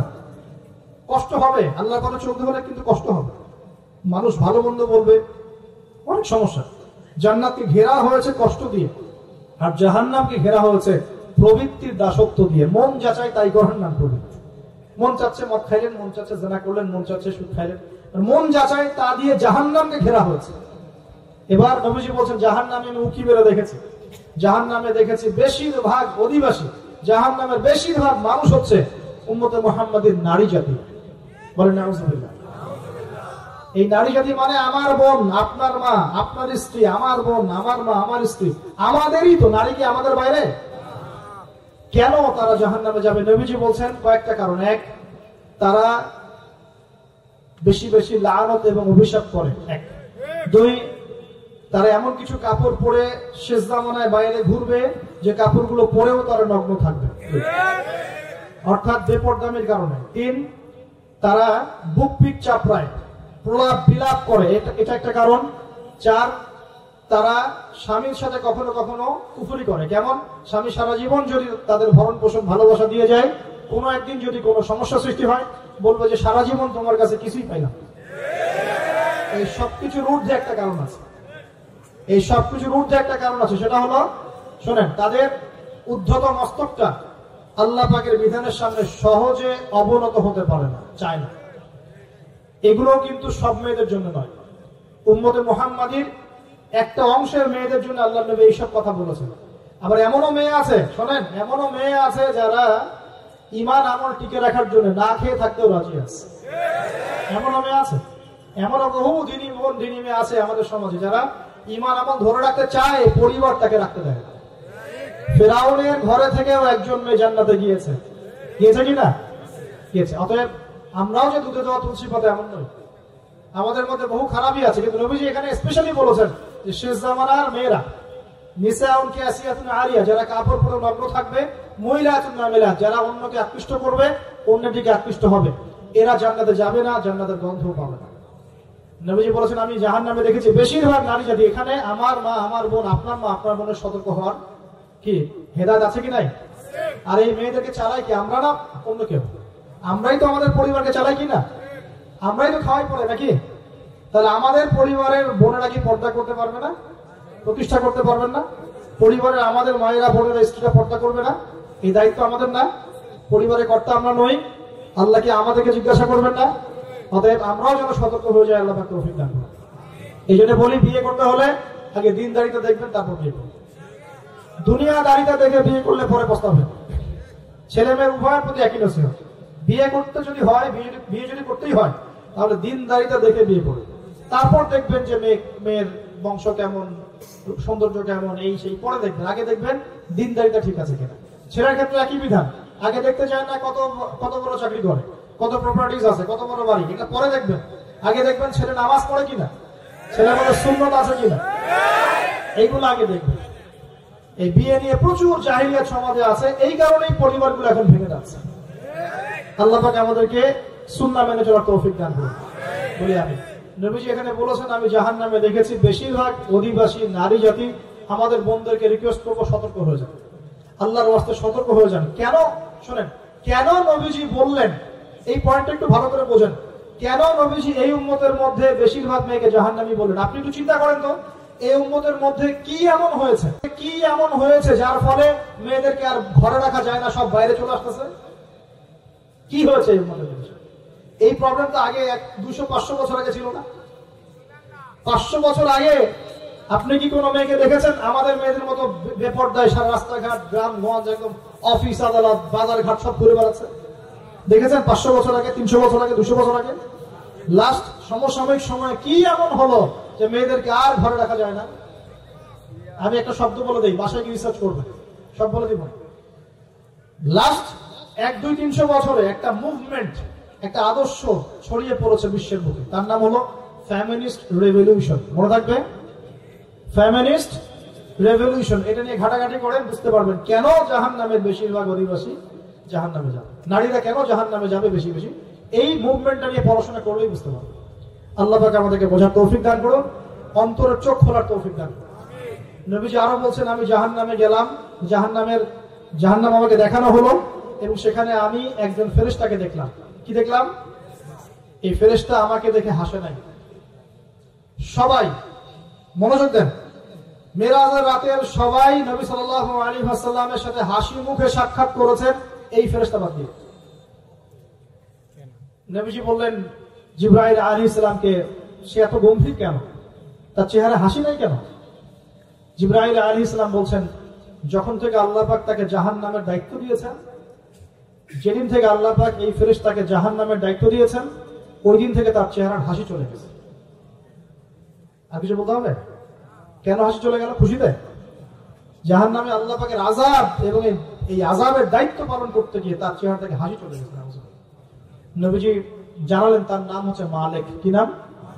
মালিক। আমরা দোয়া করি আমরা যেন তার সাক্ষাৎ না পাই, আমরা দোয়া করি আমরা যেন তার সাক্ষাৎ না পাই। আমিন। এবার নবী সাল্লাল্লাহু আলাইহি ওয়াসাল্লাম আসছেন, আসার সময় সুঘ্রাণ পাচ্ছেন। সুঘ্রাণ। ও একটা কথা বলি নাই, জান্নাতে তিনি যখন দেখলেন, সেখানে দেখলেন যে এখানে বেশিরভাগ অধিবাসী হচ্ছে এই উম্মতের গরিব মানুষরা। এই উম্মতের কারা? গরিব মানুষ, টাকা পয়সা কম, এত হিসাব কিতাব নাই, 5 ওয়াক্ত নামাজ পড়ে, রোজা রাখে, সাধ্যমতো দান সদকা করে, সত্য কথা বলে, জান্নাতে যাবে ইনশাআল্লাহ। গরিবদের 500 বছর আগে। কত বছর আগে? তার মানে এই উম্মতের যদি কেউ গরিব হয়ে থাকি আমরা, কষ্টের কিছু আছে? ইনশাআল্লাহ কষ্টের কিছু নাই। তারপর নবীজি আসছেন, তিনি বলছেন যে আমি একটা মিষ্টি জান্নাতি সুঘ্রাণ পেলাম। আমি জিজ্ঞাসা করলাম এটা কোথেকে আসছে? তখন জিবরাইল আলাইহিস সালাম বললেন, এই ঘ্রাণ আসছে ফেরাউনের মেয়ের চুল আঁচড়ে দিত একজন দাসী, হঠাৎ একদিন চিরুনি পড়ে গেল হাত থেকে, সে বিসমিল্লাহ বলে চিরুনি উঠিয়েছে, আর দাসী শুনে নিয়েছে বিসমিল্লাহ মানে? বিসমিল্লাহ মানে কি? আল্লাহর নামে মানে কি? তোমার কি ফেরাউন আমার বাবা ছাড়া আরো কোনো ইলাহ আছে নাকি? তখন সেই মহিলা বলেছিল, হ্যাঁ আমি এক আল্লাহর ইবাদত করি, ফেরাউনেরও রব হচ্ছে আমার আল্লাহ। এই অপরাধে তাকে ফেরাউন বড় আগুনের কুণ্ডলি খুঁড়ে তাকে ওখানে নামিয়ে দিয়েছিল, এবং তার 3টা কি 4টা বাচ্চা ছিল, এই সব বাচ্চাগুলোকে তার চোখের সামনে পুড়িয়ে মেরেছে। শেষে একটা বাচ্চা ছিল, কোলের বাচ্চা, এই বাচ্চাকে নিয়ে সে লাফ দিবে, তাকে বাধ্য করা হচ্ছে, সে তো নিজে মরতে রাজি, কিন্তু বাচ্চাটা মায়া লাগবে না, সে বাচ্চাকে নিয়ে লাফ দিতে চাচ্ছে না। তখন আল্লাহ পাক ওই বাচ্চার জবানে আল্লাহর কুদরত, আল্লাহর মুজিজা চালু করে দিলেন, ওই বাচ্চা কথা বলা শুরু করল। ওই বাচ্চা বলল, হে আম্মা ইসবিরি ইয়া উম্মা, হে আমার মা সবর করো, আমাদের জন্য আল্লাহ পাক জান্নাত রেখেছেন। লাভ দিয়ে জান্নাত। ওই যে ফেরাউনের স্ত্রী বলা ঠিক না এখানে, ফেরাউনের ওই দাসী যে চুল আশ্রয় দিত, আসিয়া, যার নাম বলা হয় কোন কোন জায়গায় আসিয়া, এবং তার সন্তানদেরকে যেখানে দাফন করা হয়েছে ওখান থেকে জান্নাতের ঘ্রাণ আসছে। কে পেলেন এই ঘ্রাণ? রাসূলুল্লাহ সাল্লাল্লাহু আলাইহি ওয়াসাল্লাম। এবার তিনি চলে আসছেন, এসে কাবাঘরের হাতিমে আবার এসে সেখানে আসলেন, এখানে বিমর্ষ মুখে বসে আছে। কেন মন খারাপ? যে আমি যদি এই ঘটনা যদি কালকে এখন সকালে সবাইকে বলা শুরু করি, সবাই তো আমাকে এখন কি বলবে? মিথ্যাবাদী বলবে, এমনিই তো মিথ্যাবাদী বলছে, এখন এই ঘটনা আবার বিশ্বাস করবে কি? এখন সকালবেলা আবু জেহেল আসছে, আইসা বলছে যে কি নতুন কিছু ঘটনা ঘটছে নাকি, নতুন কোনো ঘটনা আছে নাকি? চিৎকারি করলো আগে। রাসূল সাল্লাল্লাহু আলাইহি ওয়াসাল্লাম বলছেন, আমি গতকালকে আকসায় গিয়েছিলাম। এখন আবু জেহেল বলছে, ও আচ্ছা চমৎকার, আকসায় গিয়েছিলেন, তাই নাকি? আর কি করেছে? আমি এই ঘটনা ঘটেছে আমার সাথে। তখন সবাইকে সে ঢোল পিটায় নিয়ে আসলো, আরে আসো আসো, মুহাম্মদ কি বলে শোনো, দেখো কি বলে, তো পাগল হয়ে গেছে। নাউজুবিল্লাহ। বলছে আকসায় গিয়েছিল, বলো তো আকসায় কি কি আছে? সুবহানাল্লাহ। আল্লাহ রাব্বুল আলামিন এখন যেমন ভিডিও দেখি না আমরা, এইভাবে আল্লাহ রাব্বুল আলামিন মসজিদুল আকসাকে নবীর সামনে তুলে ধরলেন সামনে, এবং নবী সাল্লাল্লাহু আলাইহি ওয়াসাল্লাম দেখে দেখে বলছেন আকসায় কয়টা দরজা আছে, কয়টা জানলা আছে, পূর্ব দিকে কি আছে, পশ্চিম দিকে কি আছে, সিঁড়ি কয়টা, সব বলে দেন। এরপর আবু বকর সিদ্দিকের সামনে একজন কাফের গিয়ে বলছে, জানো মুহাম্মদ কি বলেছে? মুহাম্মদ এই কথা বলেছে। আবু বকর সিদ্দিক তখন বলছেন যে আমি তো এর চাইতে কঠিন কথা বিশ্বাস করি, আমি তো বিশ্বাস করি যে নবী সাল্লাল্লাহু আলাইহি ওয়াসাল্লামের কাছে আসমান থেকে আল্লাহর ওহী আসে, আর মেরাজের রাতটার এমন কি, আমি তো বিশ্বাস করি আল্লাহ তার সাথে কথা বলেন, আল্লাহ পাকের কথা তার কাছে আসে, আল্লাহর কালাম তার কাছে আসে। ওই দিন থেকে নবী সাল্লাল্লাহু আলাইহি ওয়াসাল্লামের এই সাহাবীর নাম হয়ে গেল আবু বকর সিদ্দিক। এখন এর মাঝখানে আর কয়েকটা কথা বলছে আমাদের নবী পরে হাদিসে জানিয়েছেন, এগুলো বলে শেষ করছে। নবীজি বলছেন আমি যখন মেরাজের রাতে গিয়েছি আমাকে আল্লাহ পাক কিছু আযাব দেখিয়েছেন। কি দেখেছেন ভাই? আমরা দোয়া করি আল্লাহ পাক এই আযাবগুলো থেকে আমাদেরকে বাঁচান এবং যে পাপের কারণে এই আযাব হয় সে পাপ থেকে আমাদেরকে বাঁচান। বলেন আমিন। আর একটা কথা বলে রাখি, যেহেতু নবীকে এই আযাবগুলো দেখানো হয়েছে, অন্য কোন নবীকে কিন্তু দেখানো হয়নি। কাকে দেখানো হয়েছে? আমাদের নবীকে। তার মানে এই পাপগুলো এবং এই আযাব আমাদের উম্মতের মধ্যেই বেশি থাকে। বুঝতে পারছেন না মনে হয়? এই আযাব এবং পাপগুলো কি অন্য কোন নবীকে দেখানো হয়েছে?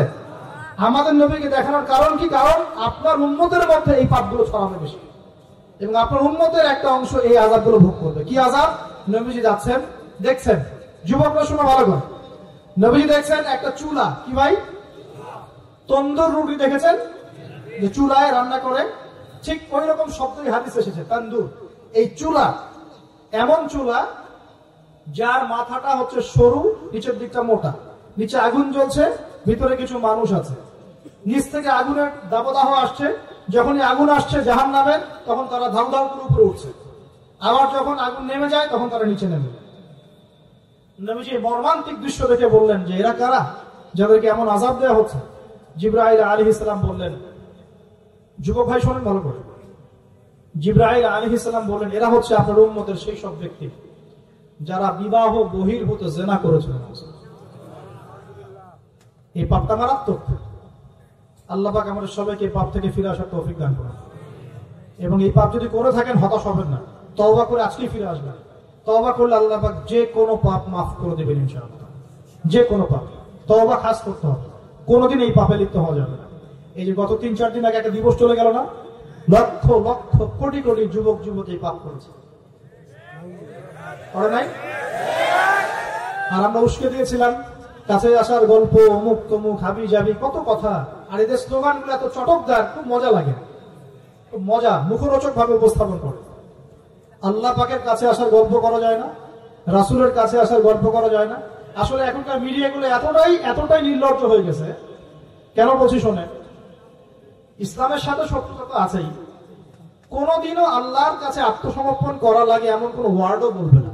টাইটেল দিবে ভূমিকম্পের কাছে মানুষ কত অসহায়, টাইটেল দিয়েছে। প্রাকৃতিক বিপর্যয়ের সামনে মানুষ কত অসহায়, প্রকৃতির কাছে মানুষ কত অসহায়, এসব টাইটেল দিয়ে ভিডিও দিচ্ছে। ওই যে ভূমিকম্প ইস্যুতে একটা বারও বললো না যে এই আল্লাহ পাকের কাছে, আল্লাহর শক্তির সামনে মানুষ কত অসহায়। ওই শব্দ ব্যবহার করা যাবে না। ওই শব্দ ব্যবহার করলে আপনি মৌলবাদী হয়ে যাবেন। যে প্রকৃতিটা কি? প্রকৃতি কে? প্রকৃতি কাকে বলে? কত প্রকার? প্রকৃতির স্রষ্টা কে? প্রকৃতি কে নিয়ন্ত্রণ করছে? ভূমিকম্পের কোন ক্ষমতা আছে? ভূমিকম্প যে দেয় তার ক্ষমতা আছে। এই সাগরের কোন ক্ষমতা আছে? সাগরে যে জলোচ্ছ্বাস দেয় তার ক্ষমতা আছে। এই মাটিটাকে স্থির কে রেখেছে? এখন আমরা তো এখনো মহাবিশ্বে ঘুরছি, বুঝছি না? এই যে ওয়াজ করছি যখন আমরা, এখনো পৃথিবীতে ঘুরছে, আমরা কি বুঝতে পারছি? কে পৃথিবীকে স্থির রাখলো? কেউ বলবে না যে আল্লাহর আযাবের সামনে মানুষ কত অসহায়। হ্যাঁ, বলবে প্রকৃতির সামনে মানুষ কত অসহায়, ভূমিকম্পের সামনে মানুষ কত অসহায়। মানে এমন এমন চটকদার কিছু শব্দ দিবে, এই শব্দগুলো আপনাকে চিনিয়ে দিবে যে কারা আল্লাহর বাহিনী, কারা আল্লাহর দুশমনের বাহিনীর মধ্যে আছে। এখানে যুবকদেরকে উৎসাহিত করা হয়েছে না জানার জন্য। আর নবী সাল্লাল্লাহু আলাইহি ওয়াসাল্লামকে কেন দেখানো হলো? কারণ তার উম্মতের মধ্যে জিনার পাপ ছড়িয়ে পড়ে বেশি। কিসের মধ্যে? চুলার মধ্যে শাস্তি দেওয়া হচ্ছে, চুলায় শাস্তি দেওয়া হচ্ছে। নবীজি বলছেন তাদের ভিতর থেকে এত দুর্গন্ধ বের হচ্ছিল যেন মনে হচ্ছিল যে কোনো পাবলিক টয়লেটের পাশ দিয়ে আমরা যাচ্ছিলাম। প্রিয় ভাই, আল্লাহর ওয়াস্তে জিনার ধার কাছেও যায় না। আল্লাহ পাক বলেছেন ওয়ালা তাকরাবু জিনা, জিনার কাছেও যেও না। এক নাম্বার শাস্তি কি রেখেছেন নবী সাল্লাল্লাহু আলাইহি ওয়াসাল্লাম? কিসের শাস্তি? তন্দুর চুলার মধ্যে আগুনের শাস্তি। কিসের পাপের কারণে? বলেন, জিনা। এই উম্মতে মুহাম্মাদের মধ্যে জিনা ছড়িয়ে পড়েছে কিনা? এখন আমরা কি এই স্রোতে গা ভাসাবো না দূরে থাকবো? আমরা হালাল উপার্জনের সোর্স তৈরি করব, পরে হালাল বিয়ে করবো। হালাল উপার্জনের মাধ্যম তৈরি করবেন, পরে বিয়ে করবেন ইনশাআল্লাহ। বিয়ের আগে কোনো পীড়িত নাই, সব পীড়িত বিয়ের পর ইনশাআল্লাহ পারা যাবে ইনশাআল্লাহ। আর সব আগে ভাগে খেয়ে শেষ করে ফেললে পরে খাবেন কি? তাই না বিষয়টা? আচ্ছা, এবার সামনে যাই। নবী সাল্লাল্লাহু আলাইহি ওয়াসাল্লাম সামনে গেলেন, গিয়ে দেখলেন, এবার দেখলেন কিছু মানুষ বসে আছে, সামনে আছে টাটকা তরতাজা গোশত, একদম ধোঁয়া উঠতেছে, একদম মনে করেন কালা ভুনার মতো। আর পাশে রাখা আছে পচা নোংরা আবর্জনাময় গোশত। এই মানুষগুলো ভালো গোশত খাচ্ছে না, এই মানুষগুলো পচা গোশতগুলোই খাচ্ছে, দুর্গন্ধযুক্ত। নবীজি বলেন এরা কারা? নবী সাল্লাল্লাহু আলাইহি ওয়াসাল্লামকে বলা হচ্ছে এরা আপনার উম্মতের সেই সব ব্যক্তি যারা বিবাহিত, ভালো করে শোনেন, এরা আপনার উম্মতের সেই সব ব্যক্তি যারা বিবাহ বহির্ভূত সম্পর্ক করেছে, মানে বিয়ে করার পরেও, বাসায় স্ত্রী থাকার পরেও বাইরে জেনা করেছে, বাসায় স্বামী থাকার পরেও বাইরে জেনা করেছে। এখন আমাকে বলেন তো, উম্মতে মুহাম্মাদের মধ্যে সমকালীন সময় এই ফিতনাটা ছড়িয়ে পড়ে নাই? পরকীয়া ছড়িয়ে পড়ে নাই? এটা হলো পরকীয়ার স্পেশাল শাস্তি। কারণ পবিত্র হালাল ফ্রেশ জিনিস ওদের ঘরে ছিল, খাইতে ভালো লাগে না, ওদের নোংরা পচা জিনিস খেতে ভালো লেগেছে। আল্লাহ পাক কিয়ামতের মাঠেও ওই এবং বারজাখের জীবনেও ওই একই শাস্তি দিবেন ইনশাআল্লাহ। আর এখন তো মিডিয়ার মধ্য দিয়ে এই যে বিভিন্ন সিরিয়ালস, নাটক, হাবি জাবি, এগুলোর মধ্য দিয়ে এটাকে উস্কে দেওয়া হচ্ছে, এটাকে অ্যাভেলেবেল করে ফেলা হচ্ছে। আর যারা বড় বড় শহরে থাকে এগুলো তো ফিতনা আরো বেশি। আল্লাহ পাক আমাদের মা বোনদেরকে বোঝার তৌফিক দান করুন, আর আমাদের ভাইদেরকেও বোঝার তৌফিক দান করুন। আমাদের সবাইকে আল্লাহ পাক পরকীয়ার মতো নোংরা পাপ থেকে হেফাজত করুন, বিবাহ বহির্ভূত সম্পর্ক থেকে হেফাজত করুন। আরো সামনে যান, নবীজি দেখলেন এবার একটা রক্তের নদী। কিসের নদী ভাই? প্রশ্ন করবো কেন রক্তের নদী, উত্তর দিতে হবে। ওই রক্তের নদীতে আল্লাহ পাক কিছু মানুষকে রেখেছেন, ফেরেশতারা পাথর দিয়ে তাদের মাথা ফাটিয়ে দিচ্ছে, পাথর ছিটকে অন্য জায়গায় চলে যাচ্ছে, পাথর নিয়ে আসার মুহূর্তের মধ্যেই মাথা আবার জোরে লেগে যাচ্ছে, আবার পাথর দিয়ে মাথা ফাটিয়ে দেওয়া হচ্ছে, আবার পাথর ছিটকে চলে যাচ্ছে। নবীজি জিজ্ঞাসা করলেন এরা কারা যাদেরকে শাস্তি দেওয়া হচ্ছে? নবী সাল্লাল্লাহু আলাইহি ওয়াসাল্লামকে জিবরাইল আলাইহিস সালাম বললেন এরা আপনার উম্মতের সেই সব ব্যক্তি যারা সুদখোর ছিল। কি ছিল? এখন বলেন রক্তের নদী কেন? বলেন, উত্তরটা দেখি, কে বলতে পারবেন?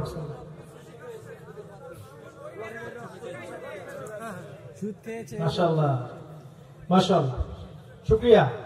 সুদের মধ্য দিয়ে এক শ্রেণীর মানুষ ধনী হয় আর এক শ্রেণীর মানুষ গরিব হয়। সুদের মধ্য দিয়ে গরিব মানুষের রক্তটাকে চুষে খাওয়া হয়। এই কারণেই কিয়ামতের মাঠে এবং বারজাখের জীবনে রক্তের নদীতে ফেলে মাথাটা ফাটিয়ে দেওয়া হয়। মাথা কেন ফাটানো হবে? এই মাথা দিয়ে শয়তানি বুদ্ধিটা বের করেছিল যে ইন্নামাল বাইউ মিসলুর রিবা, সুদ হচ্ছে ব্যবসার মতো। এই শয়তানি কোত্থেকে বেরোছে? এই মাথা থেকে। এই মাথা মাথায় দেওয়া হবে। আল্লাহ পাকের শাস্তি খুব নিপুণ। আমি চিন্তা করার চেষ্টা করেছিলাম আজকে কেন এই শাস্তিগুলো এইভাবে আসবে। আল্লাহু আ'লাম বিসওয়াব, আল্লাহ ভালো জানেন, তবে আমাদের কাছে এটা মনে হয়। এরপর সামনে যান, এই পাপের কারণেই আরো কিছু মানুষকে শাস্তি পেতে দেখা গেছে। নবীজি দেখেছেন আরো এক শ্রেণীর মানুষ যাদের পেটটা ফুলে আছে। প্রাসাদ দেখেছেন, অট্টালিকার মতো পেটটা ফুলে আছে, ভিতরে সাপ কিলবিল করছে। না না না না না, নবীজি জিজ্ঞাসা করলেন এরা কারা? এই হাদিসেও আছে এরা ছিল আপনার উম্মতের সুদখোর ব্যক্তিরা, পেটের ভেতর সাপ কিলবিল করছে। আর একটা জায়গায় তিনটা দেখা গেছে সুদখোর শাস্তি। কয়টা ভাই? তিনটা। একটা দেখলাম রক্তের নদীতে মাথা ফাটানো, একটা হচ্ছে পেটের মধ্যে সাপ কিলবিল করছে, আর একটা হচ্ছে দেখলেন কিছু মানুষ পানিতে হামাগুড়ি দিচ্ছে এবং পাথর খাচ্ছে। কি খাচ্ছে ভাই? পাথর। এবং এই পাথরটা ভিতরে যাচ্ছে, গিয়ে পিছনের রাস্তা দিয়ে বের হয়ে যাচ্ছে। নবীজি বলেন এরা কারা? একই উত্তর দিলেন জিবরাইল আলাইহিস সালাম, এরা হচ্ছে আপনার উম্মতের সুদখোর ব্যক্তি। সুদের এই তিনটা শাস্তি স্পেশাল দেখা গেছে। কেন আল্লাহ ভালো জানেন, আমরা সব ব্যাখ্যা করতে পারবো না। নবীজি আরো সামনে এগিয়ে গেলেন, তাকে দেখানো হলো এবার এক শ্রেণীর ব্যক্তি, হাতগুলো নখগুলো তামার মতো লম্বা, তামার নখ, লম্বা লম্বা নখ। দেখেছেন? কোন কোন মুভির মতো দেখা গেছে, ছবির মতো তামার লম্বা লম্বা। হ্যাঁ, তো এই নখগুলো দিয়ে তারা চোখ এবং গাল আঁচড়াচ্ছে, কোন কোন ক্ষেত্রে বুক আঁচড়াচ্ছে এবং ওই গোশতগুলো খাচ্ছে। নবী জিজ্ঞাসা করলেন এরা কারা? নবীজিকে বলা হচ্ছে এরা আপনার উম্মতের সেই সব ব্যক্তি যারা বেশি বেশি গীবত করত এবং অন্যের নামে মিথ্যা অপবাদ ছড়াতো। আর সতর্ক করে দেই, এই পাপটা কিন্তু এখন ছেলে মেয়ে সব সমাজে বেশি হয়। কি আলেম জালেম সব সমাজে বেশি হয়। কোন কোন ক্ষেত্রে ওয়াজ মাহফিলের প্যান্ডেলগুলোর মধ্যে বসে বসে মানুষের গীবত করা হয়েছে। এবং অনলাইনে ফেসবুক আর ইউটিউবের যে কন্টেন্টের যুগগুলো চলছে, এখানে কারণ থাক না থাক মানুষের গীবত তহমত প্রচুর হচ্ছে। কোনো কারণে হোক অকারণে হোক, সতর্ক হয়ে যাবেন। আপনার দ্বারা আমার দ্বারা যদি কারো গীবত হয়, তামার নখ দিয়ে গাল আশ্রাতে হবে কিয়ামতের মাঠে। আল্লাহ পাক বাঁচা কেন, হেফাজত করুন। এবং এই পাপের আরেকটা শাস্তি দেখা হয়েছে, ওই যে নিজের ভাইয়ের গোশত ছিঁড়ে ছিঁড়ে খাচ্ছে, এই শাস্তিও নবী সাল্লাল্লাহু আলাইহি ওয়াসাল্লাম দেখেছেন গীবতের কারণে। আর সামনে গেলেন, দেখলেন এক শ্রেণীর মানুষকে আগুন খাওয়ানো হচ্ছে এবং আগুনগুলো পিছনের রাস্তা দিয়ে বের হয়ে যাচ্ছে। জিজ্ঞাসা করা হলো তারা কারা? নবীজিকে বলা হচ্ছে এরা আপনার উম্মতের সেই সব ব্যক্তি যারা এতিমের মাল ভক্ষণ করত, এতিমের মাল অন্যায়ভাবে ভক্ষণ করে খেয়ে ফেলত। আছে কি নাই সমাজের মধ্যে? নবীজি আরো সামনে গেলেন, দেখলেন এক শ্রেণীর মানুষ কাঁধে অনেক বোঝাগুলো হালকা করার বদৌলতে উল্টা তারা বোঝা হালকা না করে আরো কিছু বোঝা ঘাড়ে নিচ্ছে, লাকড়ির বোঝা ঘাড়ে নিয়ে পথ চলার চেষ্টা করছে, কিন্তু পথ চলতে পারছে না। নবীজি বলেন এরা তো অদ্ভুত, এরা তো চাইলে বোঝা হালকা করে চলতে পারত, বোঝা আরো নিয়ে চলছে কেন? নবীজিকে বলা হচ্ছে এরা আপনার মধ্যে সেই সব ব্যক্তি যারা দায়িত্ব যতটুকু নিয়েছিল অতটুকু তো পালন করতে পারতই না, আরো দায়িত্ব চেয়ে নিত মানুষের কাছে। দায়িত্ব চেয়ে নেওয়ার সংস্কৃতি চলছে না এখন? যোগ্যতা থাক আর না থাক, মানুষ দায়িত্ব চাচ্ছে না, দায়িত্ব না দিলে লাভ করে। যোগ্যতা থাক না থাক, মানুষকে দায়িত্ব চেয়ে নিচ্ছে কিনা? দায়িত্ব নেওয়াটা বড় কথা নয়, পালন করাটা বড় কথা। না করতে পারলে এই শাস্তি ভোগ করতে হবে। আল্লাহ পাক আমাদের সবাইকে হেফাজত করুন, আমিন। এবার সামনে গেলেন, দেখলেন এবার তো মুশকিল। সামনে গিয়ে দেখলেন এক শ্রেণীর মানুষ, কয়েকটা মানুষ না, এক শ্রেণীর মানুষ যাদের জিহ্বাগুলোকে, ঠোঁট আর জিহ্বাগুলোকে আগুনের কেচি দিয়ে কেটে ফেলা হচ্ছে। নবীজি বললেন এরা কারা? রাসূল সাল্লাল্লাহু আলাইহি ওয়াসাল্লামকে বলা হচ্ছে এরা আপনার উম্মতের সেই সব ব্যক্তি যারা ছিল ওয়াইজ বক্তা, আলেম ওয়াইজ বক্তা, যারা মানুষের সামনে দ্বীনের কথা বলতো কিন্তু নিজেরাই সেই দ্বীনের প্রতি আমল করত। আল্লাহ রাব্বুল আলামিন আমাকে এবং আপনাদের সবাইকে এই মর্মান্তিক শাস্তি থেকে বাঁচান। যা বলবো তার উপর আমল করার তৌফিক দান করুন, যা জানবো তার উপর আমল করার তৌফিক দান করুন। যা বলি আমল করি না সেটা প্রয়োজনে বলার দরকার নাই, যেটা আমল করি না সেটা প্রয়োজনে বলার দরকার নাই। আল্লাহ পাক আমাদেরকে রাসূলের সুন্নাহ মাফিক দাওয়াতি কাজ করার তৌফিক দান করুন এবং এই শ্রেণীর বক্তার অন্তর্ভুক্ত হওয়া থেকে আল্লাহ পাক আমাদেরকে বাঁচান। এইভাবে তিনি আরো বেশ কিছু শাস্তি দেখলেন, তারপর তাকে ফিরিয়ে আনা হলো। এই মেরাজের ঘটনা এইভাবে শেষ হলো। এখন এই পুরো মেরাজের ঘটনা আমরা যা শিখলাম, রাসূলুল্লাহ সাল্লাল্লাহু আলাইহি ওয়াসাল্লামের এই মেরাজ উম্মতে মুহাম্মাদের জন্য খাস কিনা, আমাদের জন্য খাস কিনা? এরকম ঘটনা কি বিশ্বে আর কোথাও ঘটেছে? এই পুরো হিস্ট্রির মধ্যে কি এরকম ঘটনা কখনো ঘটেছে? অন্য কোন নবীর সাথে ঘটেছে? অন্য কোন উম্মতের সাক্ষী আছে? আমরা সাক্ষী আছি, আমাদের নবীর সাথে ঘটেছে। আমাদের নবীর ক্ষেত্রে জীবনে এই বিস্ময়কর ঘটনা একটা ঘটেছে। আল্লাহ পাক কি কোন নবীকে তার কাছে নিয়ে ওহী করেছেন? আসুন এই মিরাজে যে বিষয়গুলো আমরা শিখলাম, আমরা সবাই এর উপর আমল করার চেষ্টা করি। আল্লাহ পাক তৌফিক দান করুন। প্রথম কথা, 5 ওয়াক্ত নামাজ হাদিয়া এসেছে, ছাড়বো কি ইনশাআল্লাহ? আল্লাহ পাক সবাইকে 5 ওয়াক্ত নামাজ পড়ার তৌফিক এনায়েত করুন, বলি আমিন। 2 নাম্বার, সূরা বাকারার যে শেষের আয়াতগুলো সেগুলো আমল করবো তো ইনশাআল্লাহ? আল্লাহ তৌফিক এনায়েত করুন, বলি আমিন। তৃতীয়ত হচ্ছে শিরকের পাপে লিপ্ত না হলেই জান্নাতে যাবো ইনশাআল্লাহ। শিরকের পাপে লিপ্ত হবেন কখনো? আল্লাহ পাক শিরক কি কেন বোঝার তৌফিক দান করুন, শিরক মুক্ত আমল করার তৌফিক দান করুন। যে শাস্তিগুলো দেখে এসেছেন নবী সাল্লাল্লাহু আলাইহি ওয়াসাল্লাম, আমাদের মা বোনদেরকে কি বেপরদায় রাখবো? ফ্যামিলিস্ট রেভলিউশনে ধোকায় পড়বো? আমরা কি জান্নাতে যাওয়ার জন্য একটু কষ্ট করতে পারবো না? ইনশাআল্লাহ। আর জাহান্নাম ঘেরা আছে প্রবৃত্তি দিয়ে, প্রবৃত্তির দাসত্ব করবো? সুদ কি খাবো? আমরা কি এতিমের মাল ভক্ষণ করবো? জেনার পাপে লিপ্ত হব? আমরা কি সুদের পাপে লিপ্ত হব? আমরা কি মৃত ভাইয়ের গোশত খাওয়ার পাপ করব? আমরা কি এমন বক্তা হব যে কথা বলে কিন্তু আমল করে না? আমরা কি দায়িত্ব পালন করতে পারি না, এমন দায়িত্ব ঘাড়ে নিব? আল্লাহ পাক আমাদেরকে সবাইকে মেরাজের রাতে নবী সাল্লাল্লাহু আলাইহি ওয়াসাল্লাম যে মর্মান্তিক আযাব গজবগুলো দেখে এসেছেন, এগুলো চেনার, বোঝার এবং এগুলো থেকে দূরে থাকার তৌফিক দান করুন, বলে আমিন। এই পাপগুলো থেকে আমাদের সবাইকে দূরে থাকার তৌফিক দান করুন, বলে আমিন। এবং নবী সাল্লাল্লাহু আলাইহি ওয়াসাল্লাম যে 3টা স্পেশাল হাদিয়া নিয়ে এসেছেন, এই 3টা দাঁতের মাড়ি দিয়ে আঁকড়ে ধরার তৌফিক দান করুন, বলে আমিন। আকুলু কাওলি হাযা আস্তাগফিরুল্লাহ লি ওয়া লাকুম ওয়া লিসাইরিল মুসলিমিন। বারাকাল্লাহু লানা ওয়া লাকুম বিল আয়াতিল হাকীম। ইন্নাহু তাআলা জাওয়াদুন কারীম বাররাউফুর রহিম। সুবহানাকা আল্লাহুম্মা ওয়া বিহামদিকা আশহাদু আন লা ইলাহা ইল্লা আনতা আস্তাগফিরুকা ওয়া আতুবু ইলাইক। আসসালামু আলাইকুম ওয়া রাহমাতুল্লাহ।